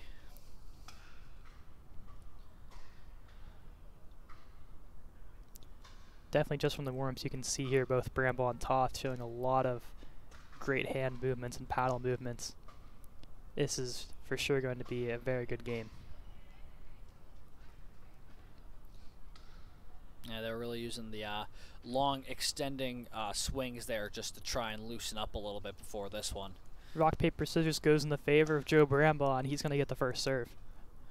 That'll be huge for RMU if they can put a couple of points up to start this one, having the opening serve.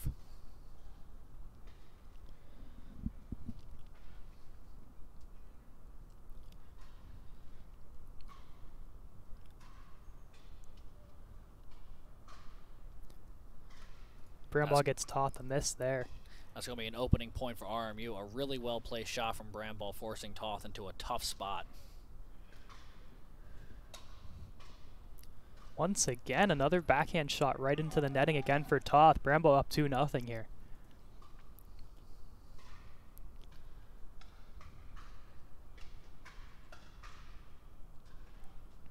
Oh, just a little outside there from Bramball, looking to make it an early 3-0 lead, but now possession will head back over to Alex Toth of Penn State. Notice with Bramball keeping his shots very low, that's keeping Toth's shots very low as well coming back, and that's why I think he hit the net the first 2 times there.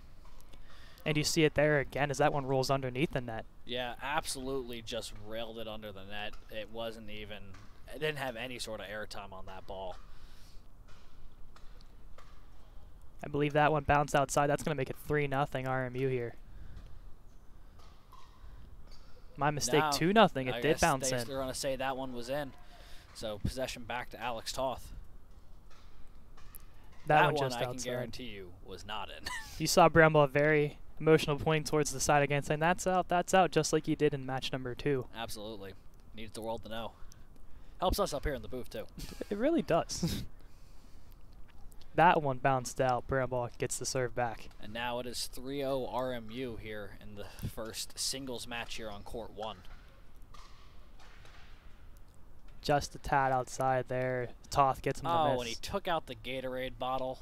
You know, that's usually a pretty big deal for, in hockey. You know, you shoot it and take out the goalie's bottle.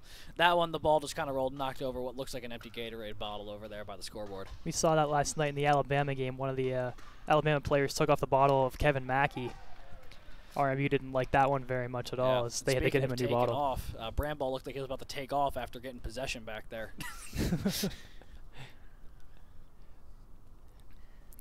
Stays 3-0 off the serve here for Bramball against Alex Toth. Toth just a tad outside there. Point goes to Bramball as he emotionally points to the side yet again to make this a 4-0 lead RMU. I tell you what, Toth really does not seem to be too settled into this game right now. Bramball's done a really good job in the early going, keeping Toth off his feet. Another miscue there is going to make that 5-0. I believe 4 of the 5 shots that have gone Bramball's way have been shots that have been at the net or under the net. Absolutely. And then that one just clean past it. Honestly, if he could, if I was Alex Toth, I might call a timeout right here. Yeah, definitely something to consider there. He gets the ball back. Down 6-0 is not a spot you want to be in. Not at all. I mean, he's still got plenty of time as it is a first to 11 win by 2, but forfeiting the serve once again there is definitely not the way to do it. You see the frustration there on Toth as he fires that one back at Bramball. That one against the net faults, and that will go back to Toth for his serve. Yeah, Bramball was in a tough spot there where even if that ball gets over the net, Toth was playing real up close and could have just spiked it down with Bramball nowhere near the net, so kind of a lose-lose situation there.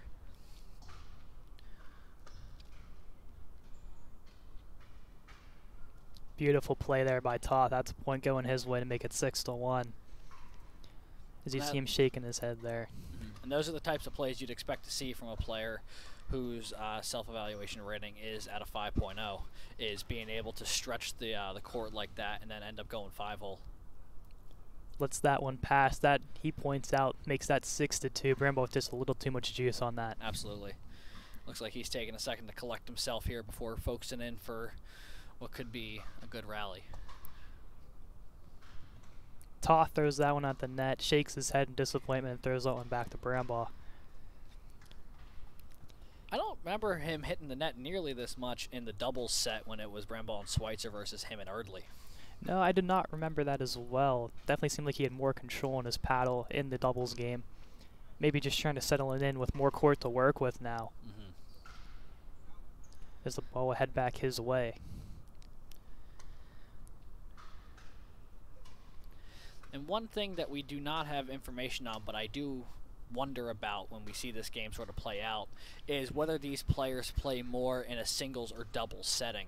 Because, you know, if you play all the time in doubles, you may not be used to having to cover all the court once again. Or if you're primarily a singles player, maybe you struggle with spacing with your teammate.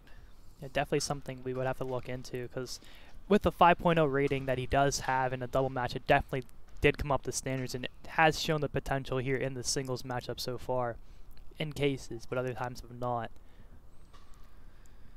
Score remains 6-2 with Bramble serving.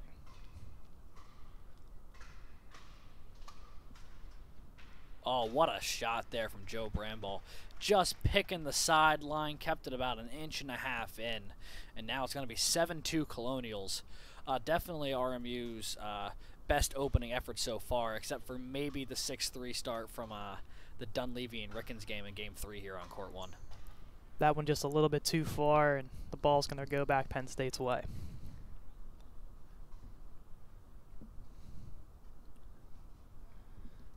So we see Let's Go Nico in the chant. He'll be in our next game against Nate Schweitzer, so stay tuned for that one.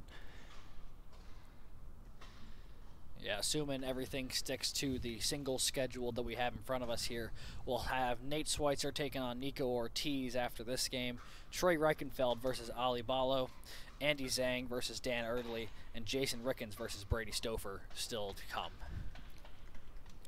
Shot there by Toth, gets the corner, I believe, and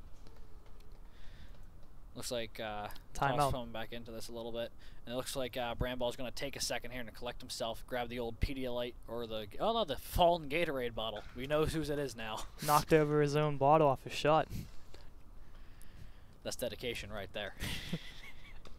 Diving all over the court previously in his match, and absolutely. That was the water bottle. You know, you can see how much of the connection he has to the bottle, I guess. You know, he's all over the court, the bottle's getting knocked all over the court. It's just, it's bizarre symbolism. I don't really know what I'm saying anymore. That said, though, we've had a really good one here for the first singles match on Court 1 between Joe Bramble of RMU and Andy Toth of Penn State. Bramble currently up 7-4, but Toth has taken the past 2 points.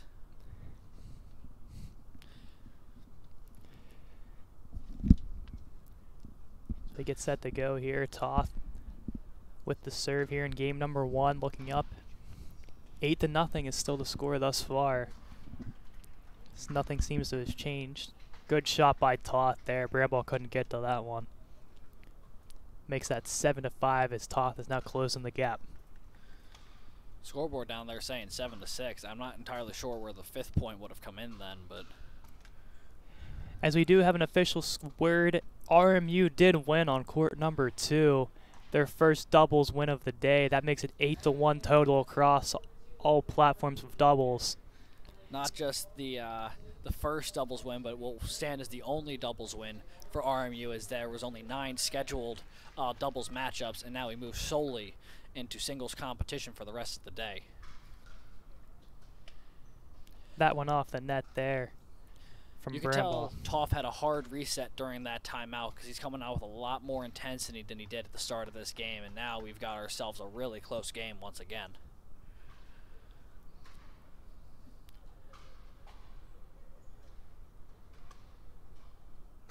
Toth off the net there. So it's going to go back to Bramble. Stays 7-6. Bramble serving now.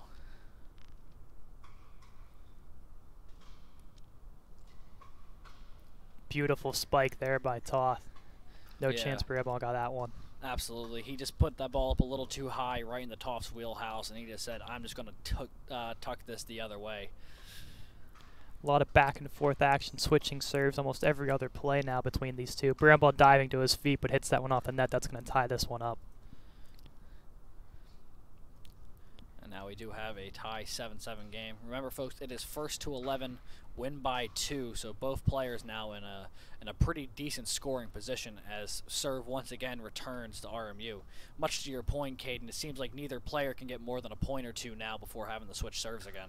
Definitely seems like a very even matchup between these two great competitors. So now that one goes off another Bramball, and it's going to go back to the Penn State side. They're almost baiting each other into seeing who's going to get the next point here as they keep giving each other the serve. That one beautifully placed by Toth. That was in, I believe. Absolutely, it was. A bit of misdirection there from Toth, winding up to hit it cross side like he did on the spike just a couple plays earlier, but then hits it back to the short side. And Bramball had his momentum going to the open side of the court and just couldn't pivot and turn back quick enough. Just a little too far from Toth there, as RMU is going to regain possession, but not without escaping a point from Toth to take the lead. Bramball from the left side here. Beautifully placed ball there again by Toth as he gets the ball right back. It seems like he's starting to get a little more comfortable with what's going on down there, because these are more of the shots that we were seeing, not just in Game 2, but also kind of expecting to see in this game.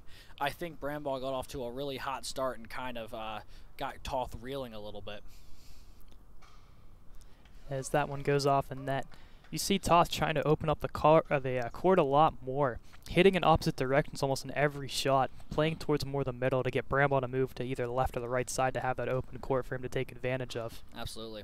And I think Bramball's noticed that one of Toth's big weaknesses right now, at least through Game 1, has been that backhand close to the net, and I think he keeps trying to set him up for those positions because Toth's had a number of those backhands that are up close end up hitting the net. That one into the net as well. Frustration on Toth's side. Still has the lead 8-7. As Bramball gets the serve.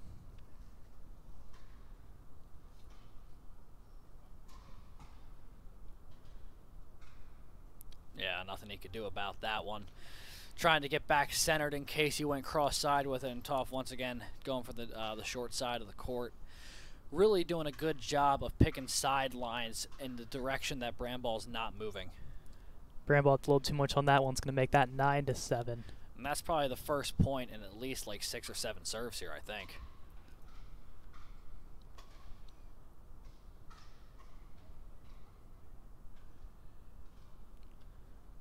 Wow, what Another a shot there sideline. from Toth. Beautiful sideline play again there by Toth to get Bramball to move. And now we have a match point situation here in game number 1. And that'll do it for game number 1. Toth comes back from a 7-2 deficit to take it 11-7. But it definitely was not an easy comeback by any stretch of the imagination. Absolutely a great game by both players there. Toth showing why he has that 5 rating that he does, coming back from being down 5 to eventually taking a commanding 4-point lead. Mm-hmm. And I mean, it was a very, very back and forth game, and there was a lot of serves that ended up with no points, just switching serves to the other player.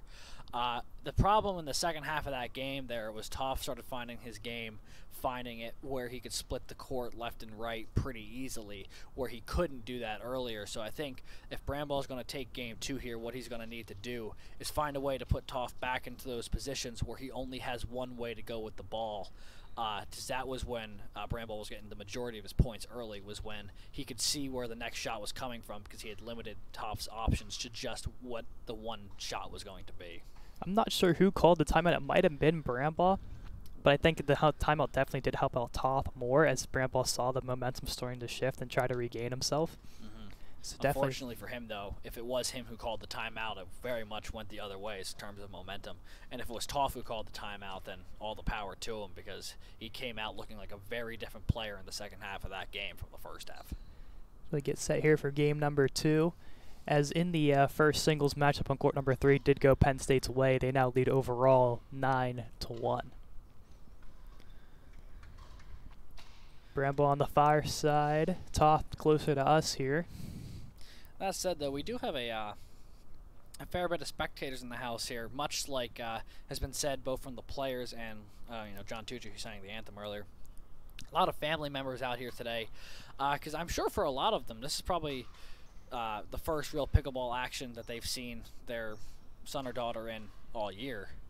So I'm sure this is pretty exciting for them. Well placed ball there by Toth to get the first point of this second match.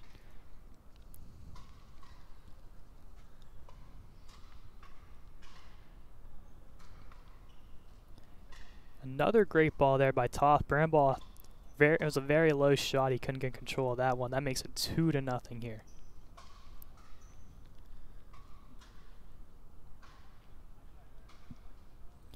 Off the net goes Toth yet again, as Bramble will now take the serve from his side.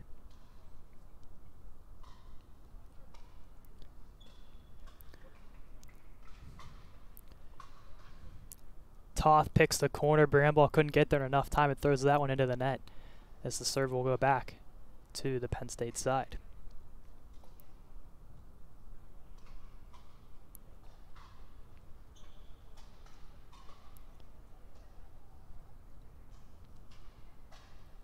Bramble tries to go for the spike, cannot get it, hits the netting. 3-0 Penn State. Toth with a very good start thus far. Bramble trying to find his way here in game 2. Little bit too much again from Bramble. You see the frustration on his face there. That makes it 4-0. Yeah, and he knows it's just from just a little bit of fine tuning will get that to adjust. It's just a matter of, getting it dialed in. And that's been the case kind of with RMU all day. It's just been making those minor adjustments, the angle of the paddle, kind of where you're standing, just to slightly adjust where that ball's trajectory is going to go. Bramble took a page out of Toth's book there, going left or right and making him run for the ball, which results in a ball into the net, as now the ball will head back Toth's way.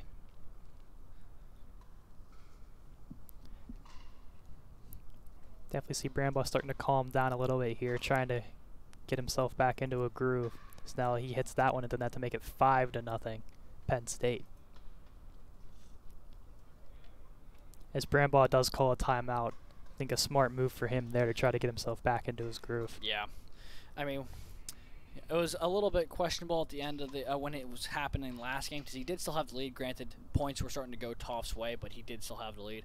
This one, though, absolutely agree. Take a second, get reset. He's talking over with a couple of his teammates there, and one of the, I believe that's a member of the RMU Board of Trustees, who's also a very avid pickleball player and a big supporter of this club. And I think he also acts as like their coach, so I think he's just getting some advice from him on what to do here, because clearly, the start of this game has not gone his way. Yeah, definitely for both sides, I see a weakness for moving left or right and trying to get that ball across. A lot of times that ball either results in the ball going out of play or hitting the net. So definitely I think something that Toth's trying to do to Bramble, and then he saw Bramble do it right back to him Absolutely. a few plays ago. And I think that'll probably be, it's the best way probably to get points in that respect if you're playing off the net, is just the more you can get your opponent moving in the wrong direction, the more likely you are to score a point. Hard shot from Toth. Not sure if that stayed in or not. I think it was in. 6-0 the score now.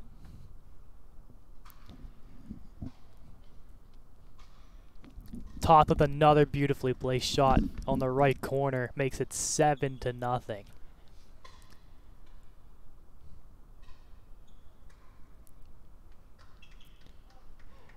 Toth just absolutely picking the corner and the sidelines absolutely beautifully so far in this game.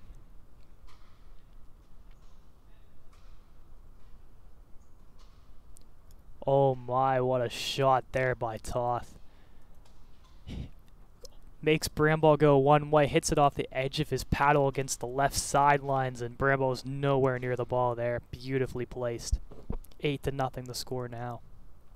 So now Toth throws that into the net. Bramble's going to get the serve.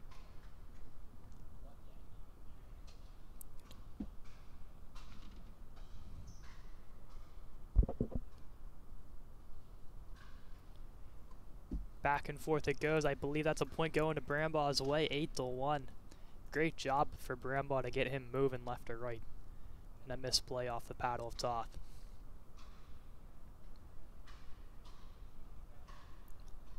Little bit outside. That's going to go back Toth's way. Brambaugh trying to pick a corner like Toth does. Unfortunately, cannot go in his advantage.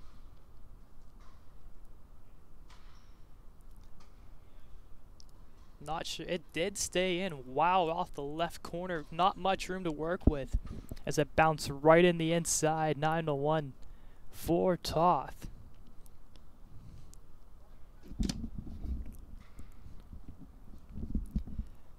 As that ball bounces out of play, that's going to go back to Bamborough for his serve.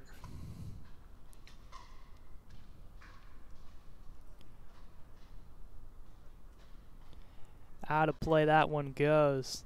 Serve goes to Toth as he looks only 2 more points to take the win in this one over Bamborough.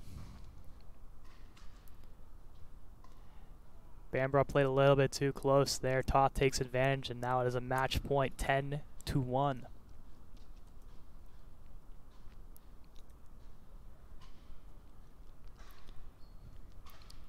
And that's going to be the end of this game.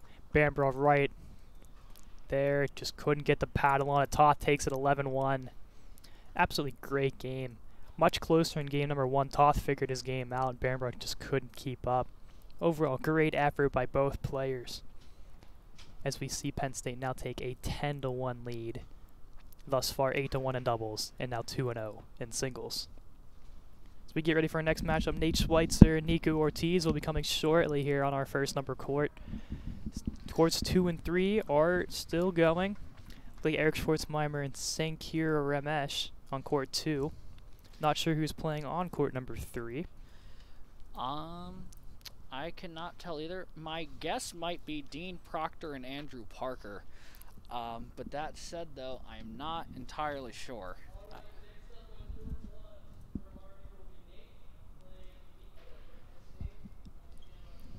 Confirmed matchup of Nate Schweitzer versus Nico Ortiz here or on court number 1, our second singles matchup of the day, second of 5 that we'll be bringing to you live here on Twitch. This is going to be exciting. This should be a fun one. Schweitzer, another 3.5-star ranked player for RMU, and again, one of the co-founders. He joined us up here in the broadcast booth momentarily. Nico Ortiz, a self-evaluation rating of 4.5, so a little bit lower than Alex Toff was, but still should be a very, very good matchup. Yeah, Nico Ortiz was someone I was watching in the warm-ups. Someone they were definitely afraid to hit to a lot when they were practicing doubles. Someone that I think the 4.5 is a very good evaluation for him. Absolutely. And definitely Schweitzer as well. I think a very good 3.5. Took a lot of control in his doubles game against that very good matchup against Toth and Erdley. You see these two warming up here. Like I said, 10-1 total score thus far. 2-0 in singles for Penn State, and 8-1 in doubles. RMU did get a win in their last doubles game on court number 2. Absolutely. And once he has a minute to kind of cool down, catch his breath, drink a little bit, we might try and see if we can get Joe Brambaugh up here to just not only to talk about the game, but also much like what we had asked Schweitzer, kind of like about the event. Just because they are the 2 co-founders of this team. But for right now, just about to get going here between Nate Schweitzer for RMU on the near side of the screen and Nico Ortiz for Penn State on the far side of the screen. We have a moment. We have to say thank you to our scorekeeper and editor to the right of me, Andrew Keel, keeping a great job of keeping the score updated for you guys. So a big thanks to Andrew to the right of me. And he does do the camera work for our hockey games as well. Absolutely. I'm about to give him a mic here real quick because I'm curious. You know, there's been a bit of a story running around here up in the broadcast booth of our current play-by-play man, Caden McCrory, and Andrew used to be on a pickleball team in high school. And, you know, they have 2 very differing stories about how their experience went. So I figured I'd let him tell the story himself. Yeah, we in high school we did win the tournament. Caden didn't play though. I won the doubles tournament by myself. played solo in the doubles tournament, and we did win the tournament, even though he claims that he helped. I did help. We practiced together for the first 2 weeks, and then I went on vacation to Florida with my grandfather, and he claims he did all the work. I did win the tournament by myself. I still call myself an avid good pickleball player, but Andrew won't let me have it. So I'll thank him for the free gym pass that we got because we won it, and he did beat teams of doubles as a single, so I give him a ton of credit for that. But I definitely did help, and I won't let him accept the fact that it was all him. Well, you know, while that's been going on here, looks like Nico Ortiz has jumped out to a quick start here, 3-0 for Penn State over RMU in this one. Let's see if Schweitzer can get the game back on track for him, and as I say that, shoots it wide. It's going to be 4-0 now for Nico Ortiz. Ortiz definitely controlling the game thus far. Schweitzer just can't keep his shots inside. And as you see, Ortiz hit that one out. Schweitzer's going to get this ball right back.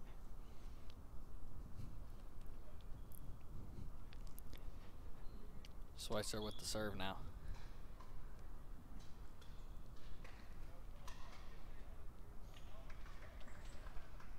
Oh. Ortiz played that perfectly. Schweitzer had to get over, just not enough on it to keep it inside. Absolutely. Had the right height and elevation for that ball. The problem was just a little too far outside. And that's probably because Ortiz forced him so wide to start with. Ortiz with another well-placed ball makes that 5-0 right out of the reach of Schweitzer. We knew this was going to be some of the toughest matchups RMU had to face because these are the top players from Penn State, as Schweitzer dove for it and just couldn't quite reach it. He is okay with the thumbs up. Tried to dive for that one just a little out of his reach, and that's why he did dive for it. Makes that 6-0 Ortiz.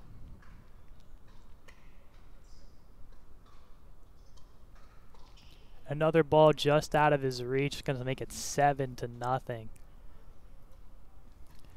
Schweitzer might take a timeout, and he does. No, maybe not. No, he's getting set. Looked like he was about to walk off the court for a second there.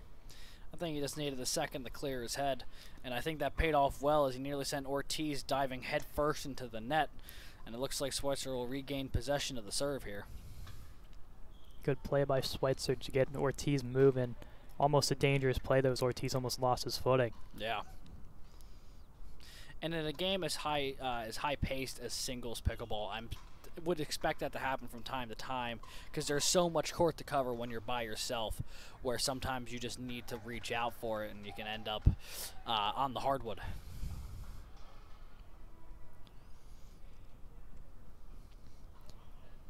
Looks like the scores got readjusted back to 6-0 down on the court here. Now officially 7-0 Well, now Schweitzer. 7, yeah. So, Schweitzer on the move there, just couldn't control that ball. absolutely. Looks like Schweitzer just needs to take a second and collect himself. Looks like court number 2 just wrapped up.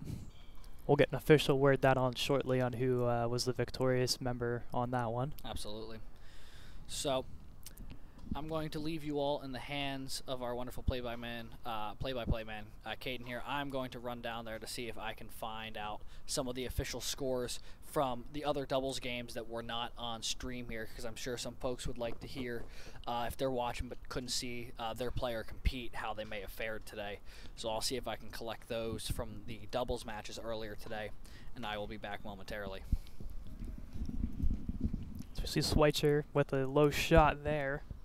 Makes that 8-0 for Ortiz in his favor. Ortiz with a nice between the legs shot, and that's going to be another point for him. What a play there by Ortiz. Through the legs paddle shot almost over the head of Schweitzer. He plays that one back and then strikes back with a great shot. Ortiz up now 9-0 for Penn State.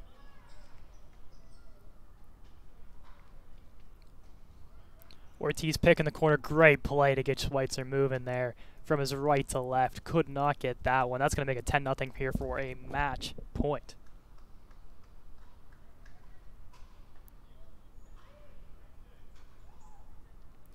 And that one goes out of play. That'll be the end of game number 1. Ortiz with the shutout over Schweitzer, 11-0. A little bit of a rough go for Schweitzer as he tries to cool himself down here. Ortiz controlled the game all match long as he pumps his fist in excitement. As we see the score now go to 11-1, as Penn State looks like they did win on court number 2 in their first single matchup. Ortiz getting ready to go here. Schweitzer taking his time, grabbing some water. Our next matchup, Trey Reichenfield against Ali Ballo. Ali Ballo, someone that we've already seen twice already on our side. Trey Reichenfield was going to be on this court, and then a little bit of change of schedule to Rickens and Dunley over here for Robert Morris. We're going to confirm that matchup momentarily after this matchup of Ortiz and Schweitzer wraps up. Schweitzer with the first serve here for Robert Morris. He's going to throw that one into the net, and that'll be Ortiz. We'll get the first serve of match number 2 for him.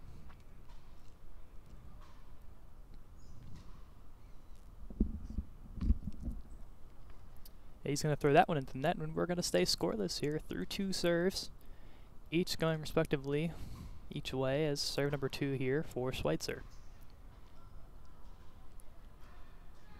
Schweitzer throws one a little bit too far, and that's going to go back to Ortiz for his second serve of game number 2, which he leads 1-0.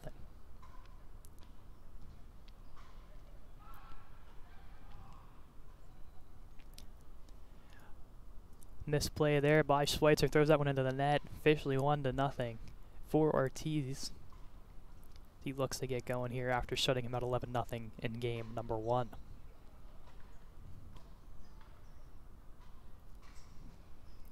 Ortiz with a beautiful little shot there, tried to get him to move right, he didn't, but used the left side of his paddle to spike it down, almost in the kitchen area. Schweitzer just couldn't get control of that one. It's 2-0. That one did go out, I believe. It did, and that's going to make it 3-0, or a fault. Not sure what the official scoring on that will be.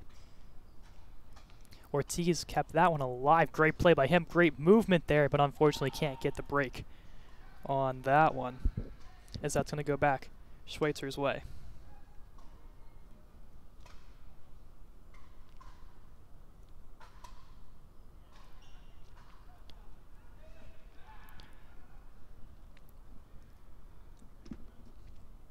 Ortiz throws that one right back. Schweitzer couldn't get a hold of that, as he sends the ball Ortiz's way as a backup ball. Still 2-0 Ortiz here, as Schweitzer puts that one back into the net. And that'll make it 3-0 Ortiz.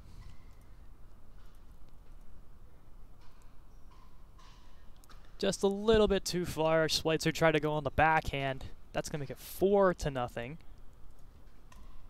Ortiz taking a little bit more control of this game. Schweitzer shots a little out of bounds thus far, or misses, as you see another one there, has just missed the top of the paddle of Schweitzer. 5-0 Ortiz here in game number 2. Timeout called by Schweitzer, smartly I believe, as he tries to cool himself down here. Down by 5. Hasn't scored a point yet. Schweitzer, definitely an underrated player for Robert Morris, who's just trying to get something going here against a very good Nico Ortiz. Shout out to Crazy Kenger with the Let's Go Nikos in the chant. With yes, waiting for Ortiz. Looking really good thus far. Don't know if you're a family member or a friend, but Nico Ortiz definitely looking very strong so far. Just looking through chat so far.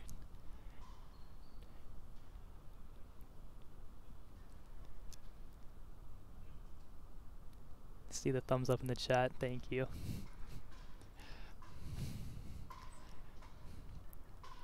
We get going back here.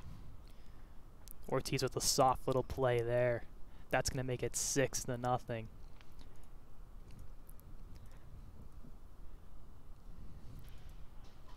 Ortiz with the serve yet again. Behind his back, what a play. Ortiz no looks behind his back to get over the net. That's another crazy play from him. the second one that we've seen so far, that in the between the legs in the first game. Schweitzer throws that one out of play. Makes it 7-0 Nico Ortiz.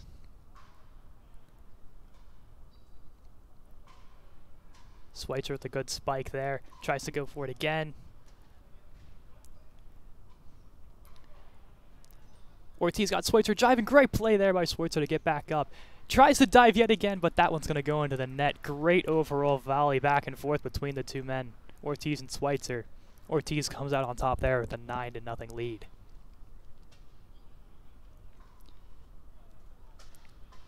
Schweitzer playing the body. Diving like he did in his first doubles match of the day. You saw him and Joe Bramborough diving across the court, putting it all on the line for this game.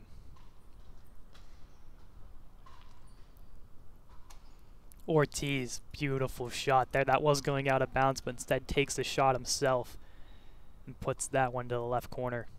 Makes it 10-0 match point. Going for the double shutout here is Nico Ortiz. Here we go, match point.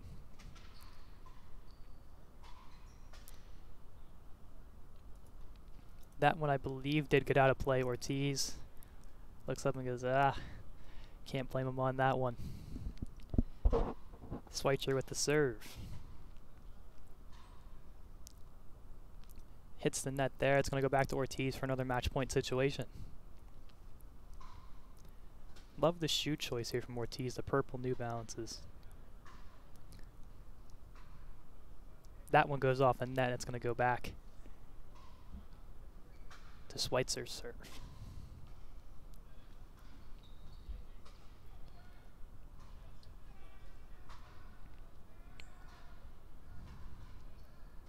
Schweitzer goes underneath the net. Nico Ortiz, his third match point opportunity here.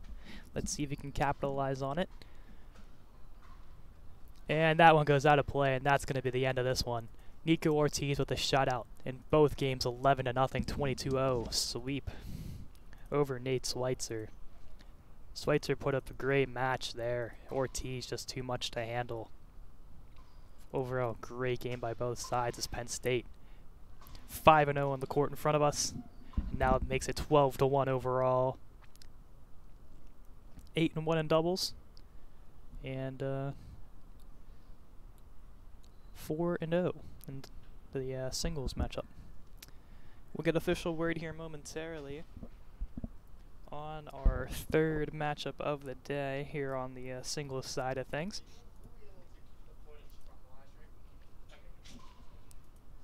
It should be Trey Rickenfield versus Ali Bala, but we will get a confirmation here from our PA announcer.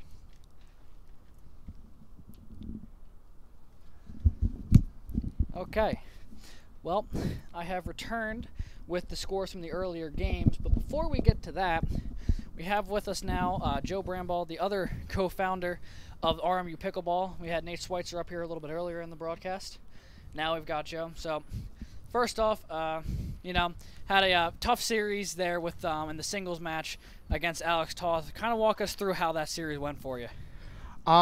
Started off really hot. I think I was up 6-0 on him, and slowly he started to be able to build up the momentum.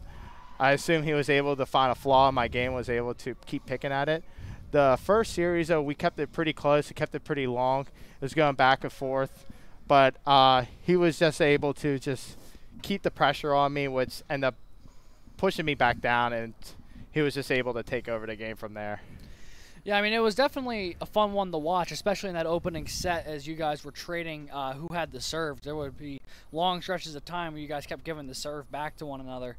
But overall, despite, it may not have been like the greatest day so far on the scoreboard for RMU, but what does this event mean for the program in general?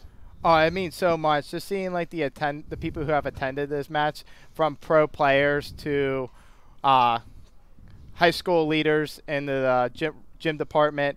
It's just been a great overall, just having people come together in the community to be able to witness a college pickleball match, which is something that doesn't happen very often. But this is a great first step to making it a mainstream college sport, and it can only get better from here. Absolutely. I know you were saying there that, it doesn't happen very often. Is that one of the goals for the program, to try and make it more commonplace to have more events like this in the future? Yeah, so for the whole year, Nate and I have been in contact with various schools from across the country.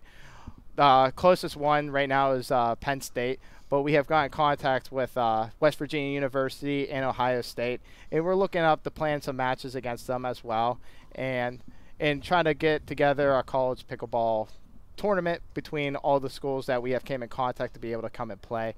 A lot of the schools are more down south in the Carolinas and down the Florida area. Hopefully more schools pick up this in the northeast area of the country. But we see huge potential, and it's picking up pretty good. So I could see a big push in this area for more schools to pick up a program. Absolutely. I mean, there, like you said, there is a fair bit of people out here watching this today. And like, while some of it is family, some of it is just people from the community who wanted to come and see this event today. Final question for you, really. I know this team has grown a lot in the past couple months, not just in numbers, but also in like their development of the game. How have you felt about the progress of your team, especially now that they're being showcased out here today in a match against Penn State? The improvement from day one has been humongous. Just being able to have the practice time here at RMU, and then having the resources of different people in the community, such as pro players, pro instructors in the industry, be able to come out and help teach and tweak everyone's game. Some of these players here never played pickleball in their entire life, and now they're out here competing. And from when they walked on, they were struggling getting over the net. Now they're able to keep a volley and actually position themselves in order to earn points. Yeah, well, it's been awesome what's been going out here today. I know there's still a fair bit of singles action still to come here right now. We've got Reichenfield and Ballo, if I do remember correctly, up here on the stream court on court 1. Right now it looks like Ballo's got the early 1-0 advantage. So we'll let you get back to it. I know you've probably got teammates and coaches to talk to and inspire. So we'll let you get back to it. Thanks so much for coming up here, Joe. Thank you so much for having me. Thanks so much. Hey, thank you so much. This is awesome up here. This is great. Thank you guys so much. Absolutely. All right, best of luck the rest of the way. It's Reichenfield and Ballo underway here on court 1. Ballo does have the 2-0 advantage thus far, as we get a score check across the board, 13-1 Penn State. No singles ones yet for Robert Morris. Hopefully we'll see that number pick up. And I do have some updates on scores from earlier in the day today. So I know some people were wondering what was going on the other courts. Well, so far, these are in no particular order, since I just kind of grabbed the stack and took the pictures of them. Earlier on court 3 in singles action, Brady Stouffer of Penn State defeated Jude O'Brien of RMU 2-0 by scores of 11-8 and 11-1. We had in doubles action Jimmy Wendelock and Nico Ortiz versus Trey Reichenfield and Jeff Westmark. Those games were a 2-0 set, 11-6, 11-6 in favor of in favor of Ortiz and Wendelock. So decent game there. Max Brosite and Dean Proctor taking on William Yee and Andrew Parker. And William Yee and Andrew Parker taking that one 11-7 and 11-2. Let's see, which game is this?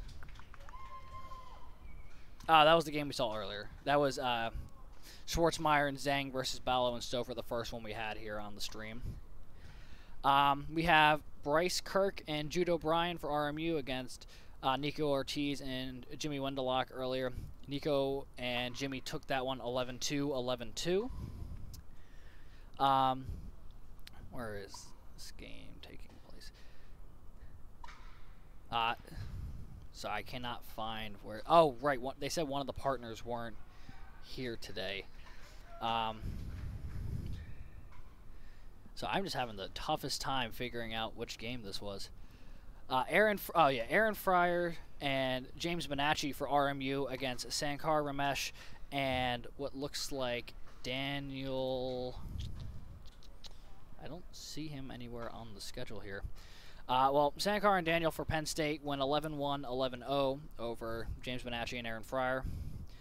Ashley Kimball and Andy Zhang against Brady Stouffer and Sankar Ramesh.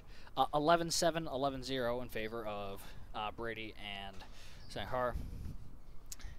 And in the lone victory so far from RMU today, it was Riley Boyer and Ryan Yob taking on William Yee and Andrew Parker. RMU took that one. They dropped the first game 11-3, but they fired back with 11-7 and 11-0 wins. So that's kind of just been a running update on some of the games that we've had happening so far here today.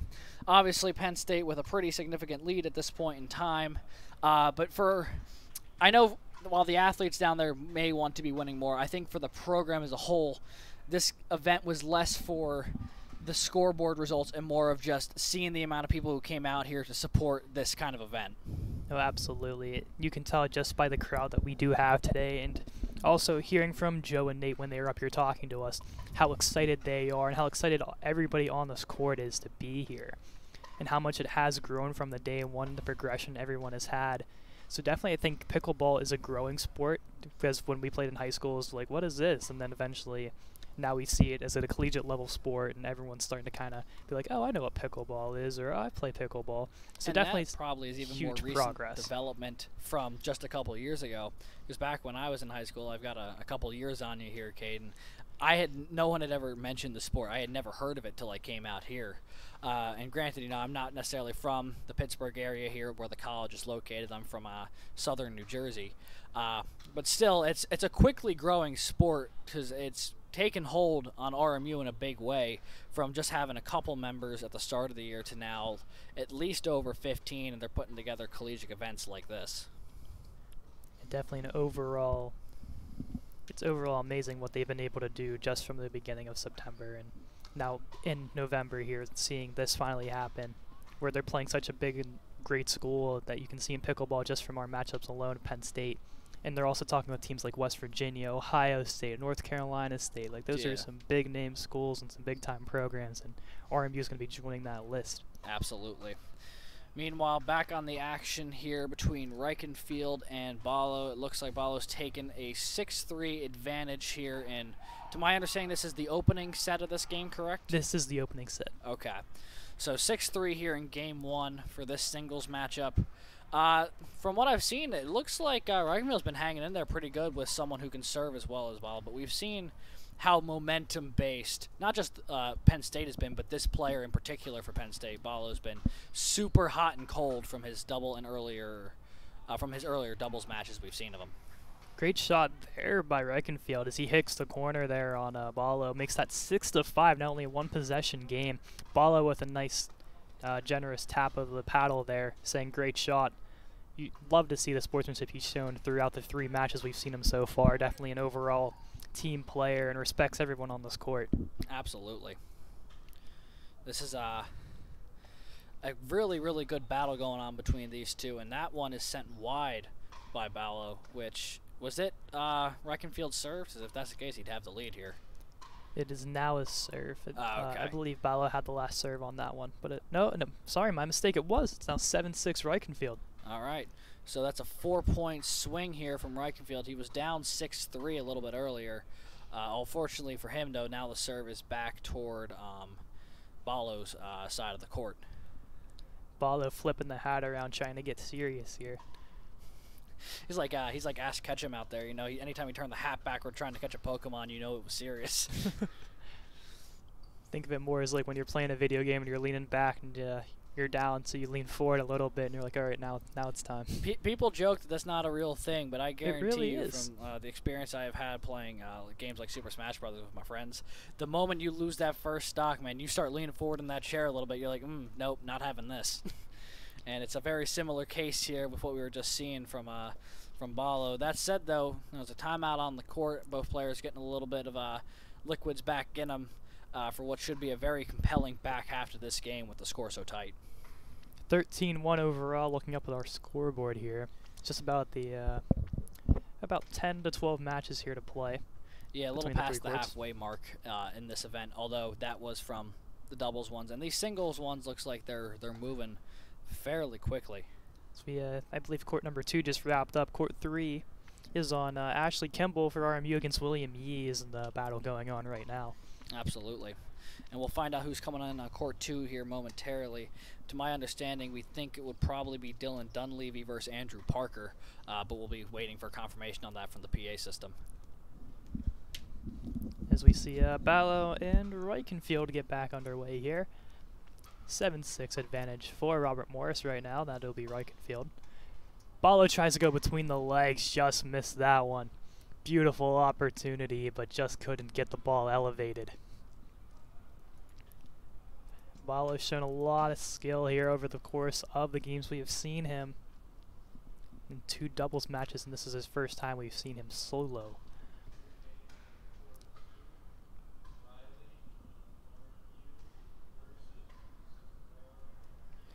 So we Riley Boyer versus Sang Carr from Mesh will be heading on to court number 2. That is our last listed on court 2. We are not official if that was they've gone through all 5 of their matches or not. 14-1, so it looks like court number 2 to go in favor of the Nittany Lions.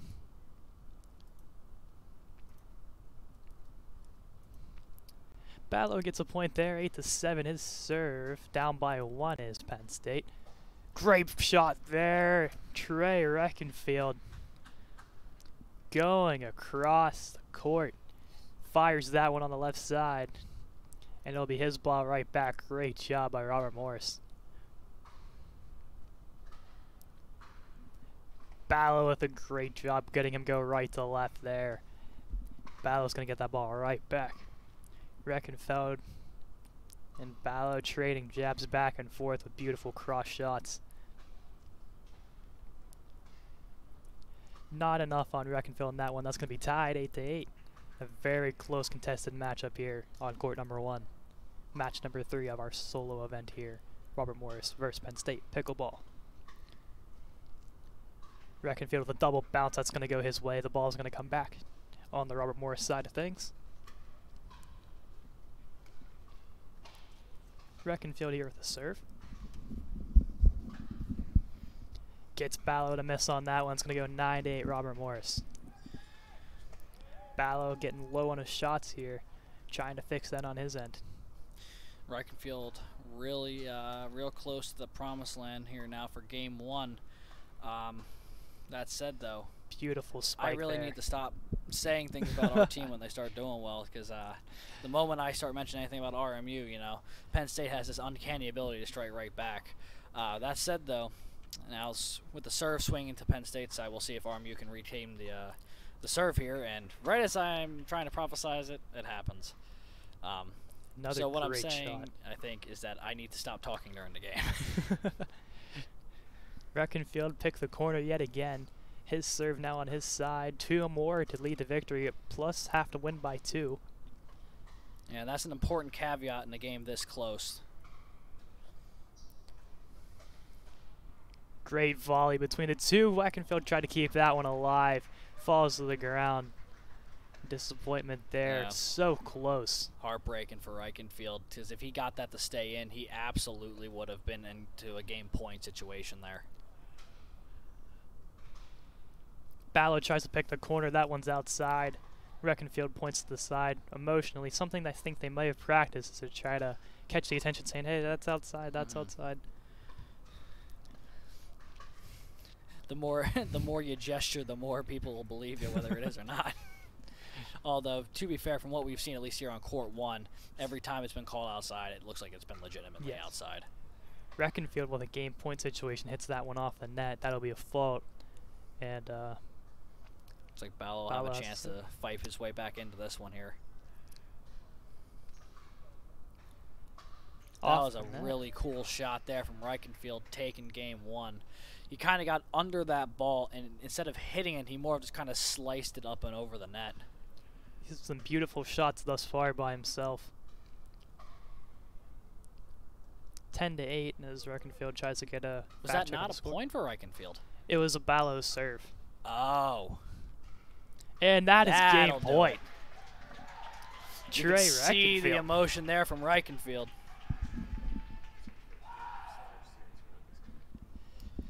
the first game that has been won on this court here for RMU. That's a big one there for Trey Reichenfield. Really close game, too. Oh my, what a great job by Trey. Absolutely placed his shots perfectly to get Ballo moving. Ballo tried to do the same to him, but a lot of shots end up hitting the net or going a little bit too far. Absolutely great job here by Trey Reichenfield as we get set here for game number 2. Looking up at the scoreboard now, 15-1 Penn State leads across the board. Only win coming from Riley Boyer and Ryan Yob on court number 2. And the doubles matchup against William Yee and Andrew Parker about an hour ago. Absolutely, but you know, Trey Reichenfield has an opportunity that's been pretty rare here on court 1, which is to put a little bit more pressure onto that scoreboard. As you know, with taking game 1, you can sort of take the driver's seat a little bit going into game 2, because you do have that third game to work with if needed, and that is kind of what RMU did in their lone victory over here today in court 2, where even though they trailed after the first game, they did take games 2 and 3. Trey taking a heavy breather here, trying to regain his breath after a long, hard-fought match there in game number 1, 11-8. Absolutely, and you know, I think it was, I think both Nate Schweitzer and Joe Bramball, when they came up here in the booth, mentioned the same thing about the exercise that this sport is. So for some of these players playing multiple games, you've got to imagine that their cardio is really being tested here today, how well they've conditioned for this sort of event. Definitely something I remember from playing pickleball with Andrew is that it is a very tiring sport, even if we only did play it for a half hour in our gym class. Drenched in sweat coming back. And I'd imagine Andrew would argue it was even more so if he was having to play by himself. He wasn't by himself all that long. It was one day. Do you want the mic back to talk about this or no? Okay. We have to pick on him, as CJ and I did during the Division III Rowan versus Robert Morris game. Andrew is a Division IV goaltender, backup, and he might have stopped us. More than I ever was, that's for sure. He might have stopped us from a flying puck, but CJ thought otherwise and reminded us he is a D4 goalie, and I do think I might have gotten hit with the puck that game. That said, though, we should be pretty safe up here. We are currently behind a window up here in the North Athletic Complex, and instead of a vulcanized rubber puck, it is a plastic wiffle ball-like material, so much safer. Hopefully, unless one of these guys really beam it, we should be fine behind this window here. If not, we have a Division IV goalie to the right. That is true. And, you know, unlike you and CJ, I actually have faith that he'd stop it, you know, so... I've played against him enough times where my faith in him has dwindled every time.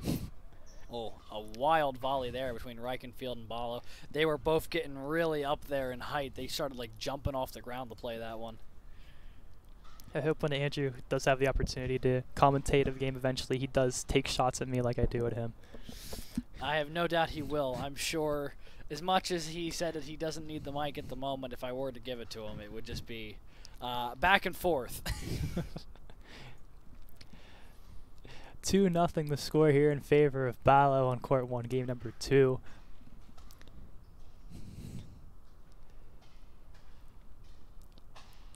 Beautiful spike there by Ballo, leads him up 3-0. Yeah, and you know he's done a number of those today. He's like shaking out the arm. I think he's had to hit that ball so many times today he might be starting to feel the effects a little bit.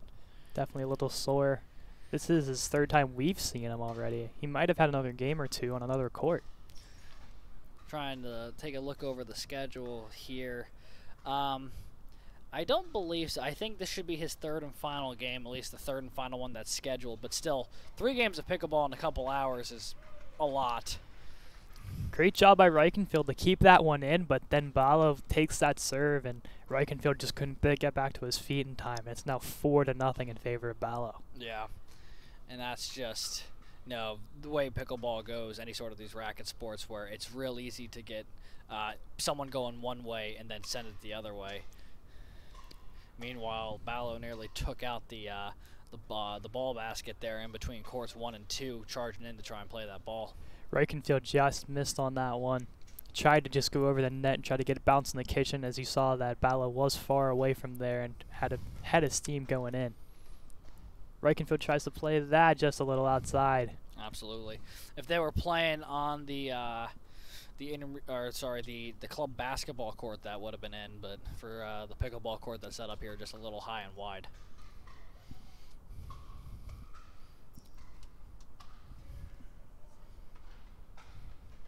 Oh, Good job there by Reichenfield. Got him moving there. He's going to get the ball back. absolutely. And he needed that break in a bad way with the score currently 5-0.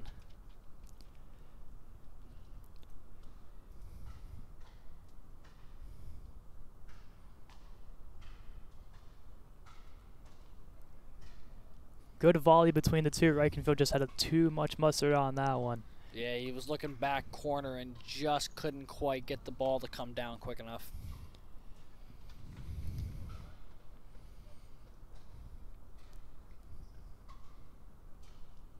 Great Oh, shot a there. great shot from Reichenfield. Textbook example of get your opponent moving one way, hit it back the way he was coming, and he'll regain the serve because of it.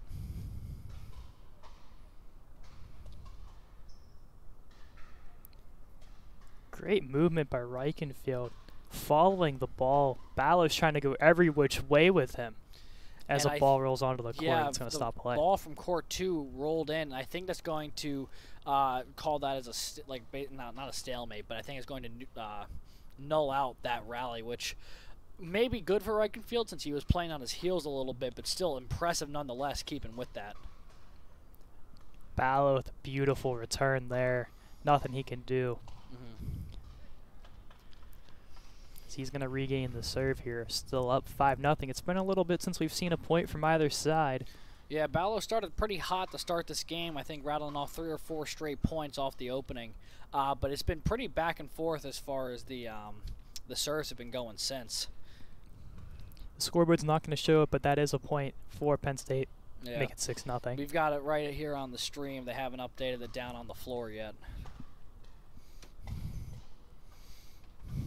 It's always there. Now they've caught up with us. It's always nice when the two scores are in alignment, because that means everyone knows that we're on the same page here. Something we definitely try to do here. Absolutely. But it helps that Andrew here behind the computer is keeping a close eye on this game, just like we are up here in the broadcast booth, and is on top of it even more than the people updating the scoreboard down there sometimes. 7-0 now, the score in favor of Ballow and the Penn State Nittany Lions. He throws that one in the net. Ball's going to go back RMU's way. Still 15-1 overall. Looking across the board here between the 3 courts. See a heavy volley there on court number 2. Absolutely. It's it may be a little facetious to say, but I feel like sometimes the biggest enemy that you have on a pickleball court is the net, even more so than your opponent. Because sometimes you can have your opponent down and out of position, and then you just smack it right off the net, and there's not much you can do about that. Reichenfield gets a point, 7-1. Ballow tries to go for that. I'm not sure if it didn't go. It stayed out, 7-2. Yeah, missed the outside corner by maybe half a foot. Not too far off, but he didn't quite get all that spike that he wanted. He kind of clipped it off the top of his paddle. Just Much like much. Reichenfield did right there. Yeah, just a little too much there. Tried to go for the spike, I believe, or try to go for the back corner. Just a little too much on there. Yeah, I think he may have just caught the ball a little too high up on the paddle, so he couldn't get it down to point toward the wood there. I think he just kind of sailed it.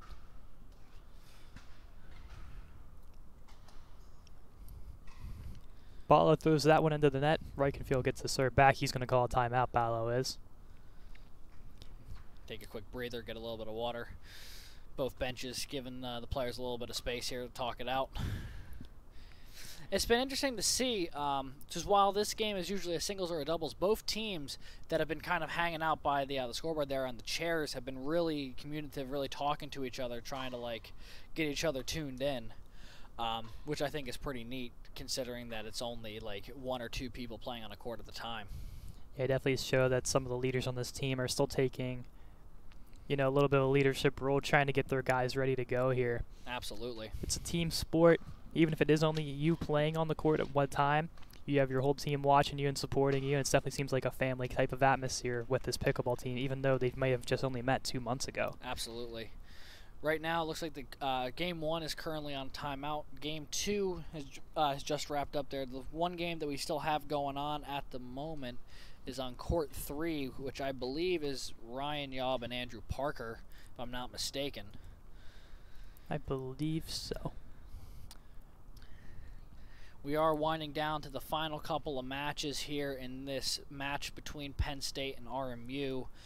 Still to come here on court 1, if the schedule holds, would be Andy Zhang versus Dan Erdley. Should be a very good matchup as a 3.5 versus a 3.5 on the self-evaluation ratings. And then our final match would be Jason Rickens and Brady Stouffer, 3 for Rickens for RMU and a 3.5 for Brady Stouffer for Penn State. This matchup we're watching now, Reichenfield's a 3.5, Ali Ballo rated as a 4, so close. Close in some of the other rating discrepancies we've seen so far today, and I think the score has kind of reflected that so far. I think Ballo caught the inside on that one. Yeah, it was certainly close. It looked like it may have landed on the line. Ballo going to take the serve here, so I'm going to assume that was the case.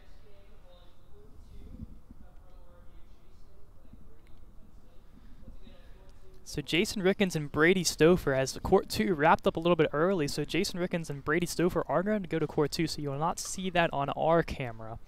If it holds, then we will see Andy versus Dan after this matchup. Sounds like Andy Zhang versus Dan Erdley will be one of the last ones we have scheduled on this court that we know of. We may have another one shift into this court, like a Jeff Remark versus Jeffrey Wendelock or an Aaron Fryer versus William Yee.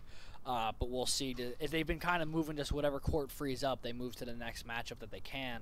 So we'll see what happens there. But right now we are still bringing you Game 2 of Trey Reichenfield versus Ali Ballo in this singles matchup. As Ali has now taken an 8-2 lead here.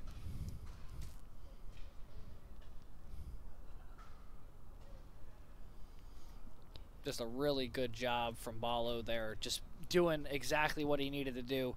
Reichenfield, the best he could do when he was on the move was just return the serve, and unfortunately for him, it was just kind of in the general vicinity of Ballo each time, so he didn't need to move all that much to keep stretching the court. Make that 10-2 as Reichenfield throws that back into the net. We have a possibility to have a tie match here, depending on what Ballo does with this serve. Yeah, absolutely. He's only 1 point away from forcing the game 3, but that one goes off past the back line. So it looks like Reichenfield will get at least another chance to try and get himself back into this game. A large mountain to overcome if he's going to win this game in, win this set in 2 games.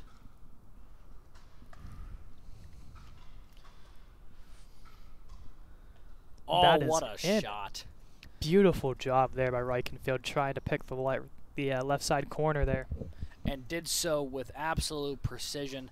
I can't imagine there was more than a couple inches off the side and the baseline there. Really just trying to drop it in beautifully. And now it's only 10-3, but that was a very needed point there for Reichenfield's momentum. Tries to go for it again, just misses a little bit outside. As now Ballo has a point opportunity to tie this one up. Absolutely. Ballo looking to force a game 3 here. Reichenfield, I'm sure, would like to find a way to mount a big rally back here and end it in the second game. Ballo hits off the net, so Reichenfield has another opportunity to take some points here. Definitely a momentum game. Just a few points could definitely help out in the long run. Absolutely. Even if it's not for this game, having some momentum to go into the next game with would be huge if he doesn't overcome the entire 9-point gap. But he has gotten 2 of them back as it's now 10-4.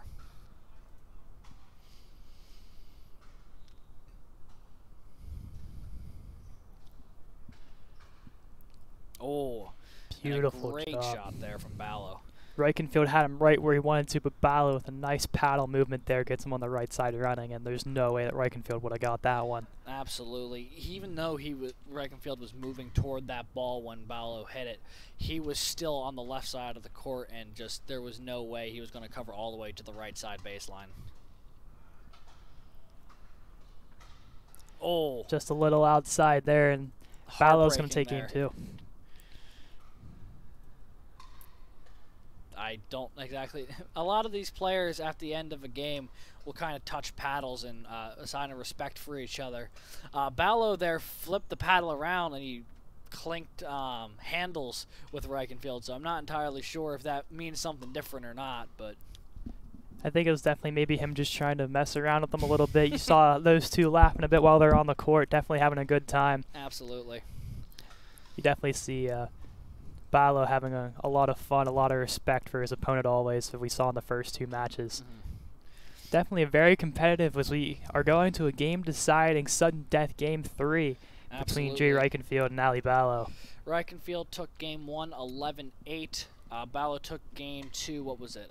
11-4. Yeah. So, so far a good one going here between these two, as we do have Jason Rickens and Brady Stouffer currently battling out on the second court. And who is on court 3? I can't really tell from the window here. It looks like the same matchup that we had going before. We think it is Ryan Yob versus Andrew Parker, okay. but not entirely sure. Could be Aaron Fry versus William Yee. Absolutely. So not too many more matches to go here. We've got 17 of the 24 scheduled ones already up on the scoreboard, with 3 more currently happening here. So we are reaching the end stages of the event here today. Caden, so far I know it's been a little lopsided overall score-wise, but what have kind of been your takeaways from watching what's been going on down there today?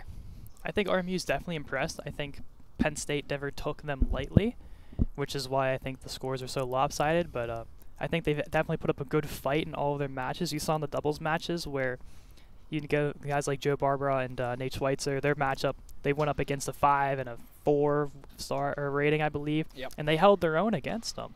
It's definitely not like it's been a complete blowout in every single match. Like, these guys are definitely keeping up with them. His skill level's a little bit off, but these guys, for some of them, they've only been playing for, 2 months? At the most, yeah. But I think it is very impressive how far this team has come along, and they've definitely been very impressive, I think, and there's only room to grow from this point on. So for their first collegiate games, I think they've all done very well. Absolutely. I would probably echo the same sentiment there, as far as, while it may be that score up on the board, from what we've been seeing, it's been pretty competitive action all throughout. It's just been a matter of just execution, and that's just going to come with more time and more practice with the game. So it looks like we might be seeing the return for game 3 here between Reichenfield and Ballo. Reichenfield got his drink on. Remaster looks like he's ready to go. Ballo just waiting for him to come back out here onto the court. Reichenfield getting some little last-minute pointers, perhaps, from co-captain Joe Bramball down there on the bench. Yeah, definitely one person I think you would take advice from, being a co-captain, one of the leaders on this RMU squad. He gets a fist bump here as he comes back out. Very exciting game 3 here between 2 very highly competitive individuals. Absolutely. Looks like they'll be figuring out who will be kicking off the opening serve here momentarily. It looks like it'll be Ballo first, since he won last game. Alright, both guys have a ball. Reichenfield pockets his, I guess, for whenever it'll be his serve if the ball goes out of play.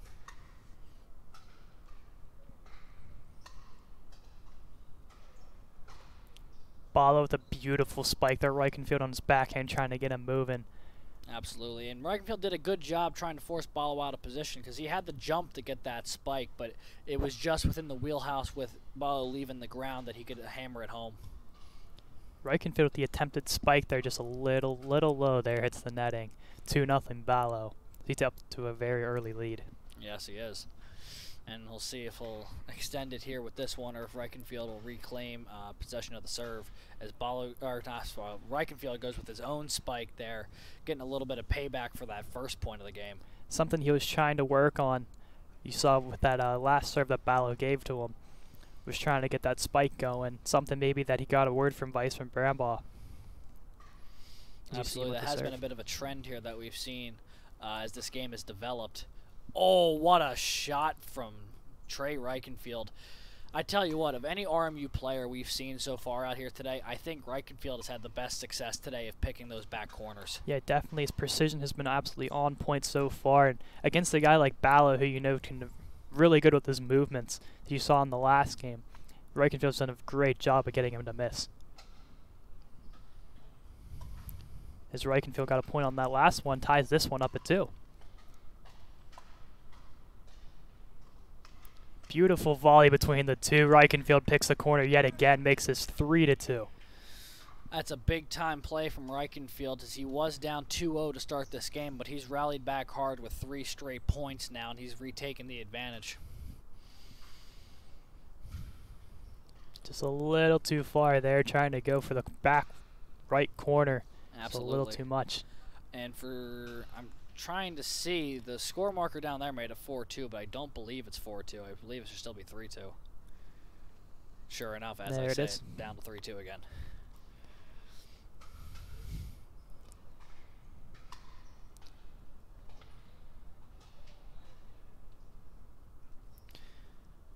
I believe the ball was out. I believe it may have been as well, yeah, because Ballo had served it, but now Reichenfield back with possession of the serve. So clearly that ball must have went out off the paddle of Ballo. But as I say it, off of Reichenfield now to play, so the serve once again goes back to Penn State. Very close game 3 here. Reichenfield up 3-2. Series tied 1-1. Reichenfield throws that one out of play. Yep. Scoreboard shows 4-3. But I believe it should be 3-3. I don't know where the 4th point would have come from unless I've missed something blatant. I also thought it would be 3-3, but nothing has changed thus far. Yeah. Well, we'll let it run and we'll see what happens. Either way, still a very tight game at the moment. That one goes out. Reichenfield's going to have that ball now. Seems like both players are in agreement. It is 4-3. Interesting. Throws that one back in. It's going to tie this one up 4-4. All right. Well, if the score is 4-4, the score will be 4-4. I guess we missed one of those points up here in the booth.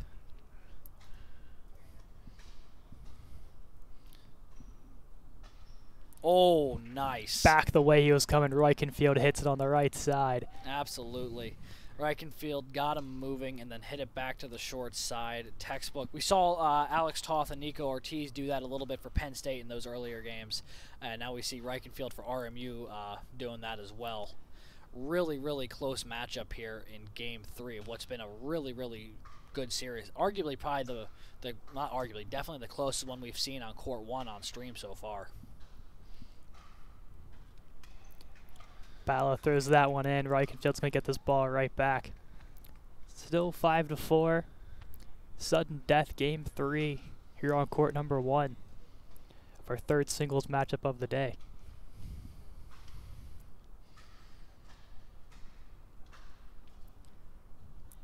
Oh, heartbreaking for Reichenfield there. Looks like he had enough to almost get over. Hits the top of the netting, or else that was going to land right in the kitchen and most likely double bounce to get a point for him. Absolutely, because that was coming in at such a sharp angle. There was very little way that Ballo was going to be able to return it if it dropped in there. Ballo's been struggling on his return shots here. A lot have gone into the net. Let's see, Reichenfield's trying to take advantage of that now. And there it was, just as you were saying earlier about a shot a play or two ago. Now Reichenfield pulled it off, just barely getting it over the net. Absolutely beautiful ball placement, scanning the top of the net, landing right in front of the kitchen, double bounce, 6-4 Reichenfield here.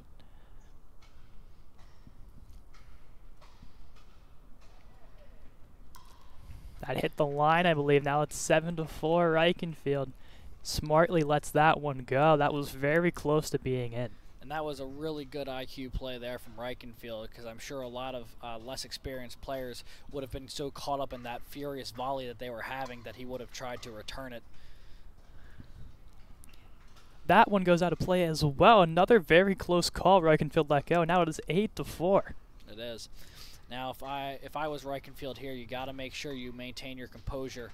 I know you're on the brink of a potential victory here, potential upset victory based off the self-evaluation rankings, but you got 2 more points to go against a did they say Game 3 was to 11 or to 15? They never said, and there's a ball rolled on the court, so we have a stoppage of play. Which I think is going to bail out Reichenfield there, because I don't think that ball would have made it over the net. Yeah, I don't think it would have either. 9-4 still the score here. I'm not sure if it is the 15. We'll find out when it hits 11. Yeah. That one Oh, was very nice shot from close. That Ryan. is in. 10-4. Possible match point. Possible. We'll see. That was one thing that they did not clarify us beforehand on the rule book if they were going to go for game threes to 11 or 15. That one game 3 from earlier, though, only went to 11, so I want to say this one's probably going to be to 11 as well. Reichenfield with a good opportunity, just missed there. Ball was placed on that last shot from Reichenfield before the one that went out. Right inside, and then excuse me, Balio put that right back in. Beautiful placement there by him. He throws that into the net, and here we go again with a possible match point opportunity for Reichenfield. Yeah, and I believe that if he gets the point here, that'll do it, because the other game 3 we have on record was only to 11. So RMU with the chance to claim it here. Into the net, sadly. You see RMU's bench look up at the sky saying, oh no. Yeah, they're so hoping close. that wasn't the golden opportunity there as Ballo retakes the serve here. A bit of a mountain to climb here for Penn State if they're going to take this match. Beautifully placed there by Ballo. Gets another point for Penn State, makes this one 10-5. Reichenfield trying to put himself together here. Absolutely. Look And for that's the thing. It's, you know, when you get this close, it's just a matter of keeping your head on your shoulders. Another great placed ball there by Ballo, makes it 10-6 as he's slowly cutting the deficit back. Yeah, if I'm Reichenfield, you got to find a way to cut the momentum off before Ballo gets rolling, because we've seen when he gets momentum, he's nearly unstoppable.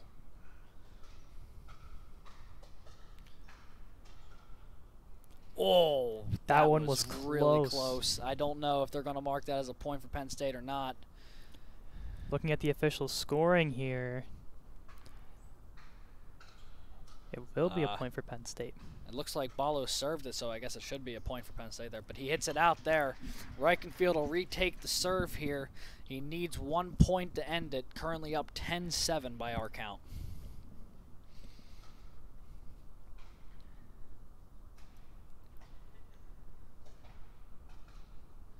Couldn't Strikes. capitalize off that one. Ballo with a great strike right back. Reichenfield just couldn't get there in time as this one's going to continue rolling. Yes, it is.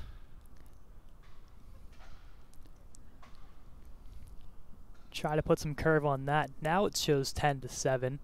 Ballo's not showing any argument to it, so I guess it is 10-7. All right, we'll count on this 10-7. I wonder on that one that hit the line, maybe it was too close to call, so maybe they didn't call anything. Reichenfield throws it into the net, and now it's 10-8. It's getting tight. Reichenfield looks like he's calling a timeout here, and I think that's a wise move from Trey Reichenfield trying to regroup here. He knows he only needs to find one last point, but he is starting to feel a little bit of heat here from Penn State. Yeah, definitely a smart move on his behalf. Only you need 1 point to win, but also on Ballo's end, you get a point here, and then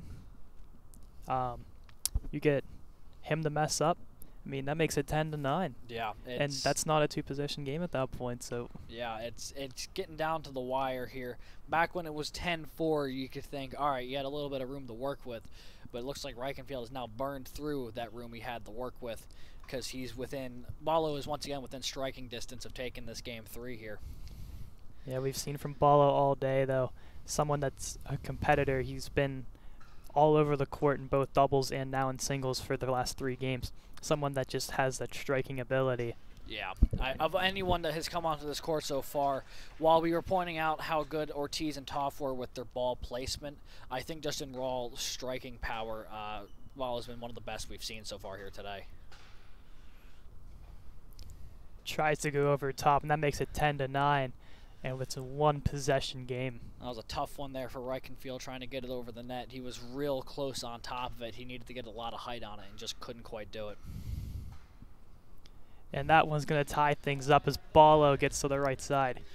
So with this being the decisive game 3, I don't know if they need to win by 2 or if it's just first to 11. We'll find out here when the next points are scored.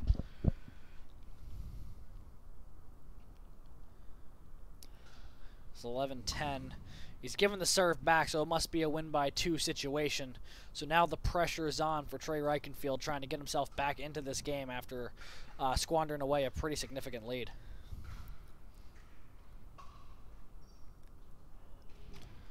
Great keep, but that one just a little out. Heartbreak for Trey Reichenfield, coming so close and not quite being able to get it done. A stellar matchup here, though, on court 1. Definitely the best we've seen of any match on court 1 so far here today, Caden. Absolutely great game by Trey. He got to keep his head up on that one. He had the lead there, but just the power of Ballo coming back. Such a good game between the two. In the meantime, while we were so caught up in what was happening on court 1, it looks like the Colonials did pick up another win on either court 2 or court 3. I'm going to guess, well, it could be either one of them. Neither one of them have a game happening at the moment. So one of the, where did that go? The Rickens-Stouffer game or the Yob Parker game ended in a win for RMU. Meanwhile, here on court 1, as we had just mentioned, Ali Ballo winning a very, very tight contest over Trey Reichenfield for RMU. Two sets to 1. The final game needing extra points, 12-10. So we have Andy Zhang here, now going against Dan Erdley in most likely our last matchup here of the day. And this should be a good one. This is going to be a throwback from the opening match we had this afternoon, as the doubles match that kicked us off here on court 1 was Andy Zhang and Eric Schwartzmeyer versus Ali Ballo and Brady Stouffer. Sorry, I missed. Oh, wow. Zhang went for an absolute blast of a spike and just sent it wide. Yeah, Andy Zinger Zhang once again with an absolute fire shot from his back end.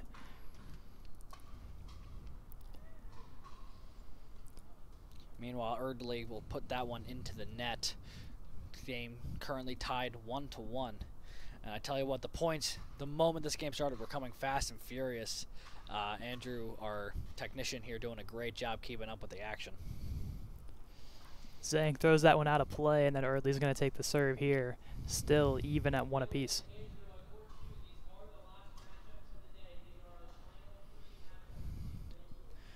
Looks like Dylan Dunleavy and Andrew Parker will be on court 2. I believe Aaron Fryer and William Yee on court 3. And these are all the final singles matches for the day, just announced over the PA system by co-captain Nate Schweitzer. Zhang throws that one out of play. That's going to be 3-1 on the advantage to Erdley.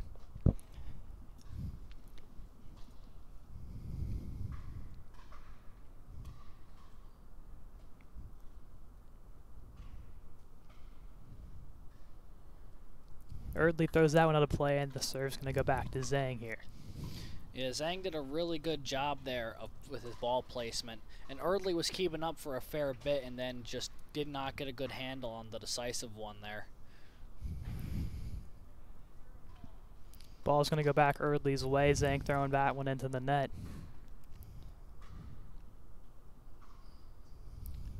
As that one's going to bounce onto the netting. Ball will head back into the RMU zone here for Zhang to serve. Overall, looking around the scoreboard here, 17-2 is what is showing right now in favor of the Nittany Lions. The other win we will get clarification on possibly before the end of the stream. Other one was in favor of Riley Boyer and Ryan Yob in the doubles matchup earlier today. Well, if we can figure out who it was, we can get him up here to talk a little bit about that. It'd be nice to hear from one of those. Actually, I would really like to hear, if possible, from Reichenfield after that tough game with Ali absolutely. Ballo. I might try and hunt him down for a quick interview bit. Actually, no, I'm going to do that now if you want to keep covering Andy Zhang here with Dan Erdley. Absolutely. It's 5-1 in favor of Erdley right now. Zhang with a beautiful shot there, try to get him a chase. Erdley throws that one to the net. It's going to go back in Andy Zhang's way.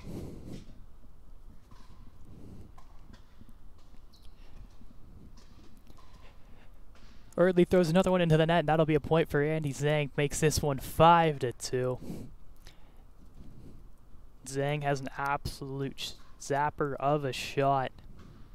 You can see right there just a little bit too much on it. That one's going to go outside. Erdley's going to take the serve on the next one.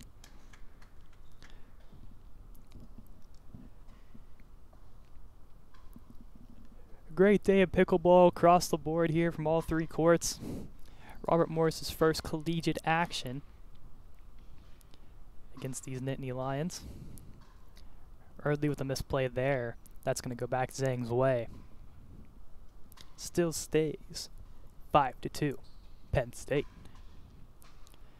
For everyone watching, we want to thank you for tuning in and enjoying this historic moment in Robert Morris sports history today. It's our first pickleball collegiate action here on the Robert Morris Recreational Sports Twitch channel. That ball goes underneath the net, 5-3 the score right now in favor of Eardley. Both Eardley and Zhang evenly matched on the rating scale at 3.5. Both very good matchups for the individuals here. Eardley plays that one out of bounds. As Zhang will take over once again on the serves. Back and forth, both players have gone, switching back and forth between who is serving.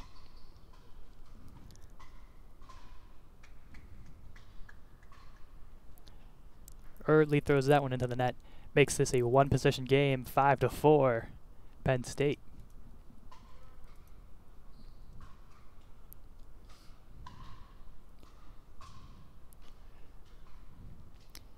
Beautiful volley between these two. Eardley and Zhang, back and forth they go. Zhang tries to go for the spike. It goes into the feet of Eardley, and this one is tied up at 5.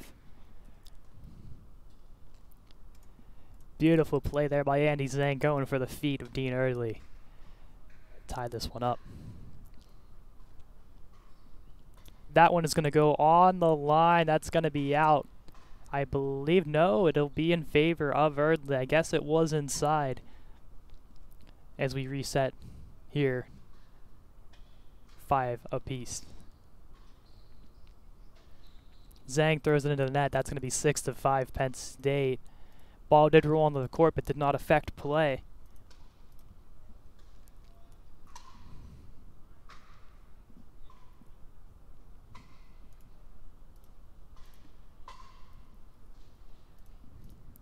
Now 7-5 Penn State. Eardley taking a little bit of a lead here. Zhang tries to go for the spike again. Can't get it off. Zhang goes for the corner. Eardley's going to play that. It may have been outside, as a ball from court number 2 does roll into play yet again, but does not affect the play.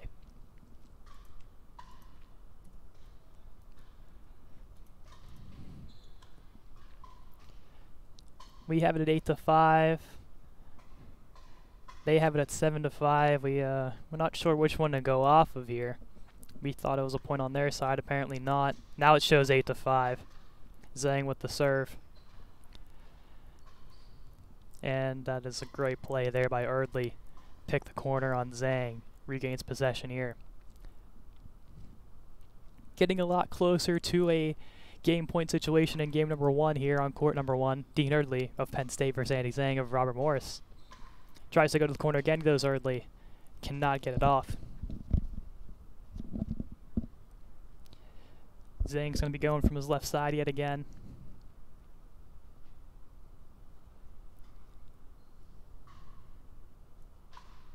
Goes off the netting, sadly, and that's going to go back Eardley's way. We saw Eardley in our second match of the game paired up with Alex Toth, a 5.0 rating player, as they faced off against the co-captains Nate Schweitzer and Joe Barnborough. We also did see Andy Zhang in our first match of the game paired up with Eric Schweitzmer, going up against Ali Balo, who we saw a total of 3 times today, and Brady Stouffer. As Eardley takes that one off the net, 9-5 the score currently right now. We have it at 10-5. Zhang with the serve for RMU. That one a little bit too much on it. Hits off a fan. She seems to be okay as it's only a wiffle ball.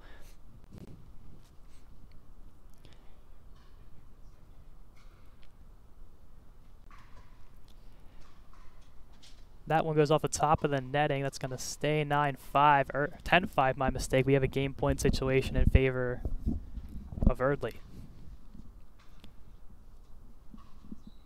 And Eardley's going to take that one. 11-5 victory here in game 1 over Andy Zhang. All right. So joining us up here in the box now, while we have a quick second in between Zhang and Erdley, is Trey Reichenfield, who we were just seeing on stream a little while ago in a very, very close matchup with Ali Balo from Penn State. Trey, kind of walk us through that game. There's a lot to unpack there. So I know in the opening game you started off pretty hot. Kind of talk us, what got you going through that first game there? Yeah, so that first game, I was just hitting the lines pretty much. Yeah, hitting the cross-court lines, getting it past them. That was really the key strategy. And once I had the momentum, I could really just take it from there. Yeah, and it looked like you got off to a good start there in Game 1. Obviously, Game 2 didn't go your way, but then Game 3, the back and forth there, we were on the edge of our seats. Talk us through. I know you were saying you've only been playing for a few months. Is this the first time you've been in like a pressure situation for pickleball like that? Yeah, for sure. So this is my first like tournament play for singles. Yeah, so I started playing when I came to Robert Morris University. I'm a freshman this year, and around August or early September. Okay, so I've been playing for about 2 months. Yeah. Yeah. So with this being your first collegiate action, how has it been? Give us a taste of what it feels like to be out there competing. Oh, it's a great feeling. Yeah, I love the competition, and yeah, it's very good sportsmanship too. Ollie was really cool. So overall, I really like pickleball. I think I'm gonna stick with it for sure. Awesome. I'm glad to hear that, dude. That game was easily the highlight of what we've seen so far on court number 1, back and forth all the way till the very end. I know you've got a bit of a fan section out here today. I know they were getting pretty animated. We saw even you were getting pretty animated. You were really getting into the game as well. Yeah. Do you have anything to say to anyone who might be watching at home? Yeah. Thanks for watching pickleball. Thanks for tuning into the live stream. We really appreciate your support. Yeah. All right. Well, folks, that was Trey Reichenfield, freshman here at RMU, who just finished up his matchup against Ali Balo in singles competition. Thanks for coming up here, Trey. Right, thanks for having me.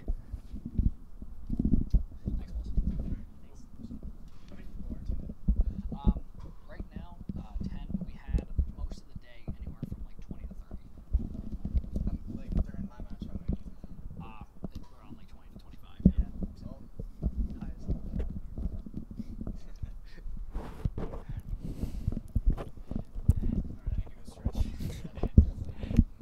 Thanks for coming up. As we go back onto the court during a timeout, Andy Zhang looks like he's down 5-0 here in a match against Dan Erdley, who did take game number 1. You watched probably as we had the interview there with Trey Reichenfield after his match against Ali Balo. Very close down to the wire. Was up 10 to, I believe, 4. Ali came back and beat him 12-10. Yeah, really riveting game to the very end. And we'll probably it'll probably be the closest one we see here, unless Zhang makes a great comeback here in game 2. But overall, a learning experience for the whole team, and I think there's going to be a lot of things that they can take away from a day like today.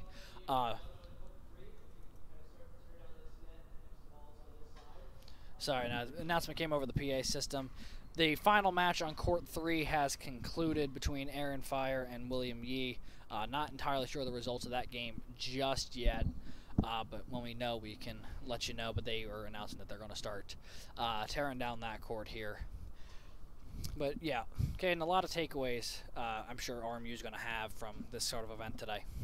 Yeah, absolutely. And then also getting 2 victories out of this, one in singles and one as doubles, is also very promising against a very good Penn State squad. Absolutely. So a lot of credit to them as, getting 2 victories in your first collegiate match out of all of the matches total is very impressive. And I think there's a lot of good to take away from this if you are RMU. Yeah.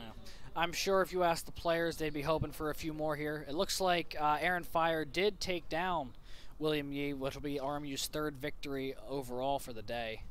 And I'm sure, they'd like to have seen the overall scoreboard be a little bit closer than it was.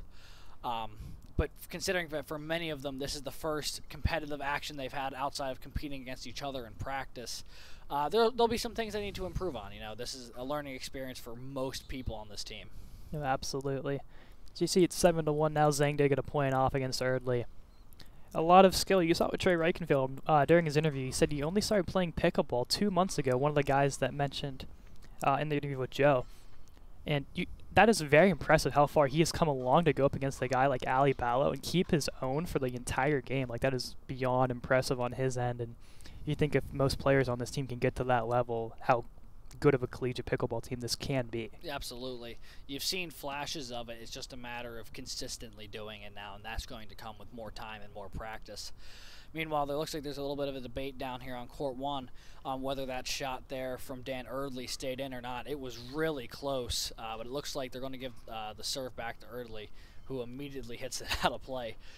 So it'll be back to Zhang, and I believe that Zhang might be getting his way back into this game a little bit here. Yeah, one guy I see with some hidden potential right now is Andy Zhang.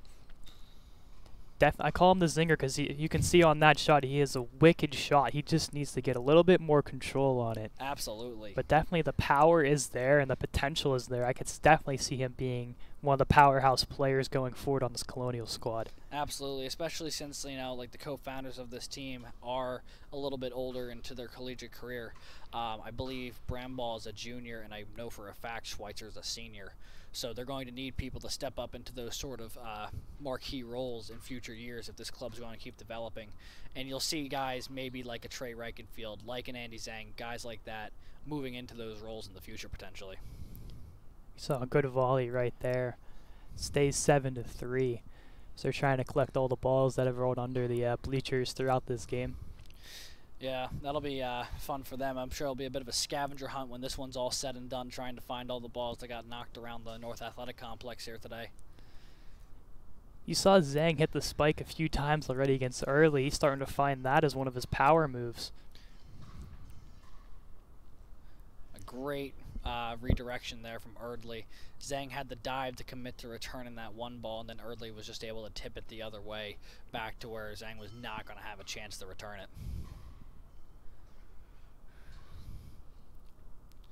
Good placement by Erdley. Zhang just barely missed that one. It is now 8-3 in favor of Penn State here in our final matchup of the game.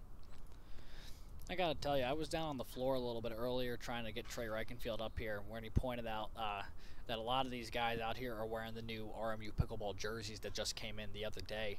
And I gotta tell you, they do look pretty sharp. They've got RMU's logo and Pickleball on the front, and they've got Gamma's like info on the back. Gamma Pickleball, obviously not just one of the premier companies in pickleball today, but also a huge reason on why this RMU team has developed as fast as it has since September, just because Gamma's been willing to give resources to the program to kind of help get it on its feet a little bit.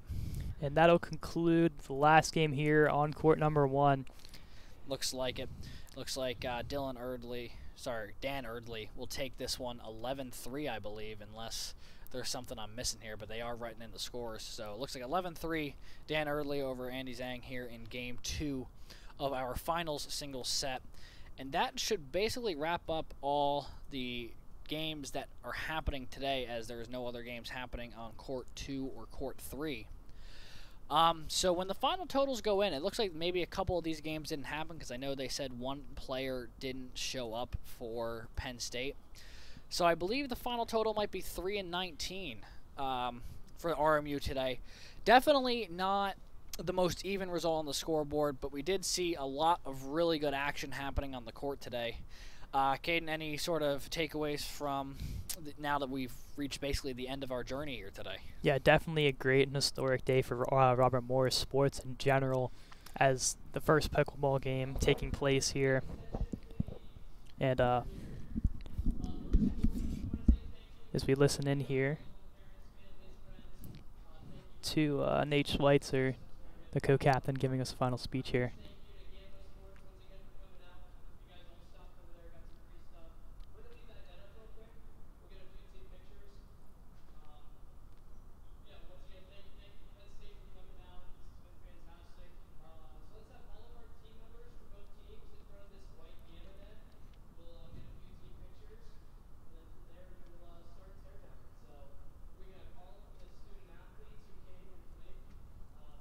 As Robert Morris and Penn State now will both head in front of the net here for a final team picture of this historic day of Robert Morris Penn State pickleball. Yeah, historic is definitely the word, and I think another word I'd use for it personally is fun. I had a Oh, great time absolutely. coming out here and watching this. I'll be honest, I have not seen a whole lot of pickleball in my day. I've only heard of the sport fairly recently, but you can see how much these players wanted to be out here competing today, and that rubs off on you real quickly. 100%. You saw the emotion throughout the game. You saw with Trey as he won his game and had the greatest celebration on the court in Game 3 after the defeat, his disappointment. It's definitely a very emotional and fun game, and you can tell all these guys had a blast out there on the court. Absolutely.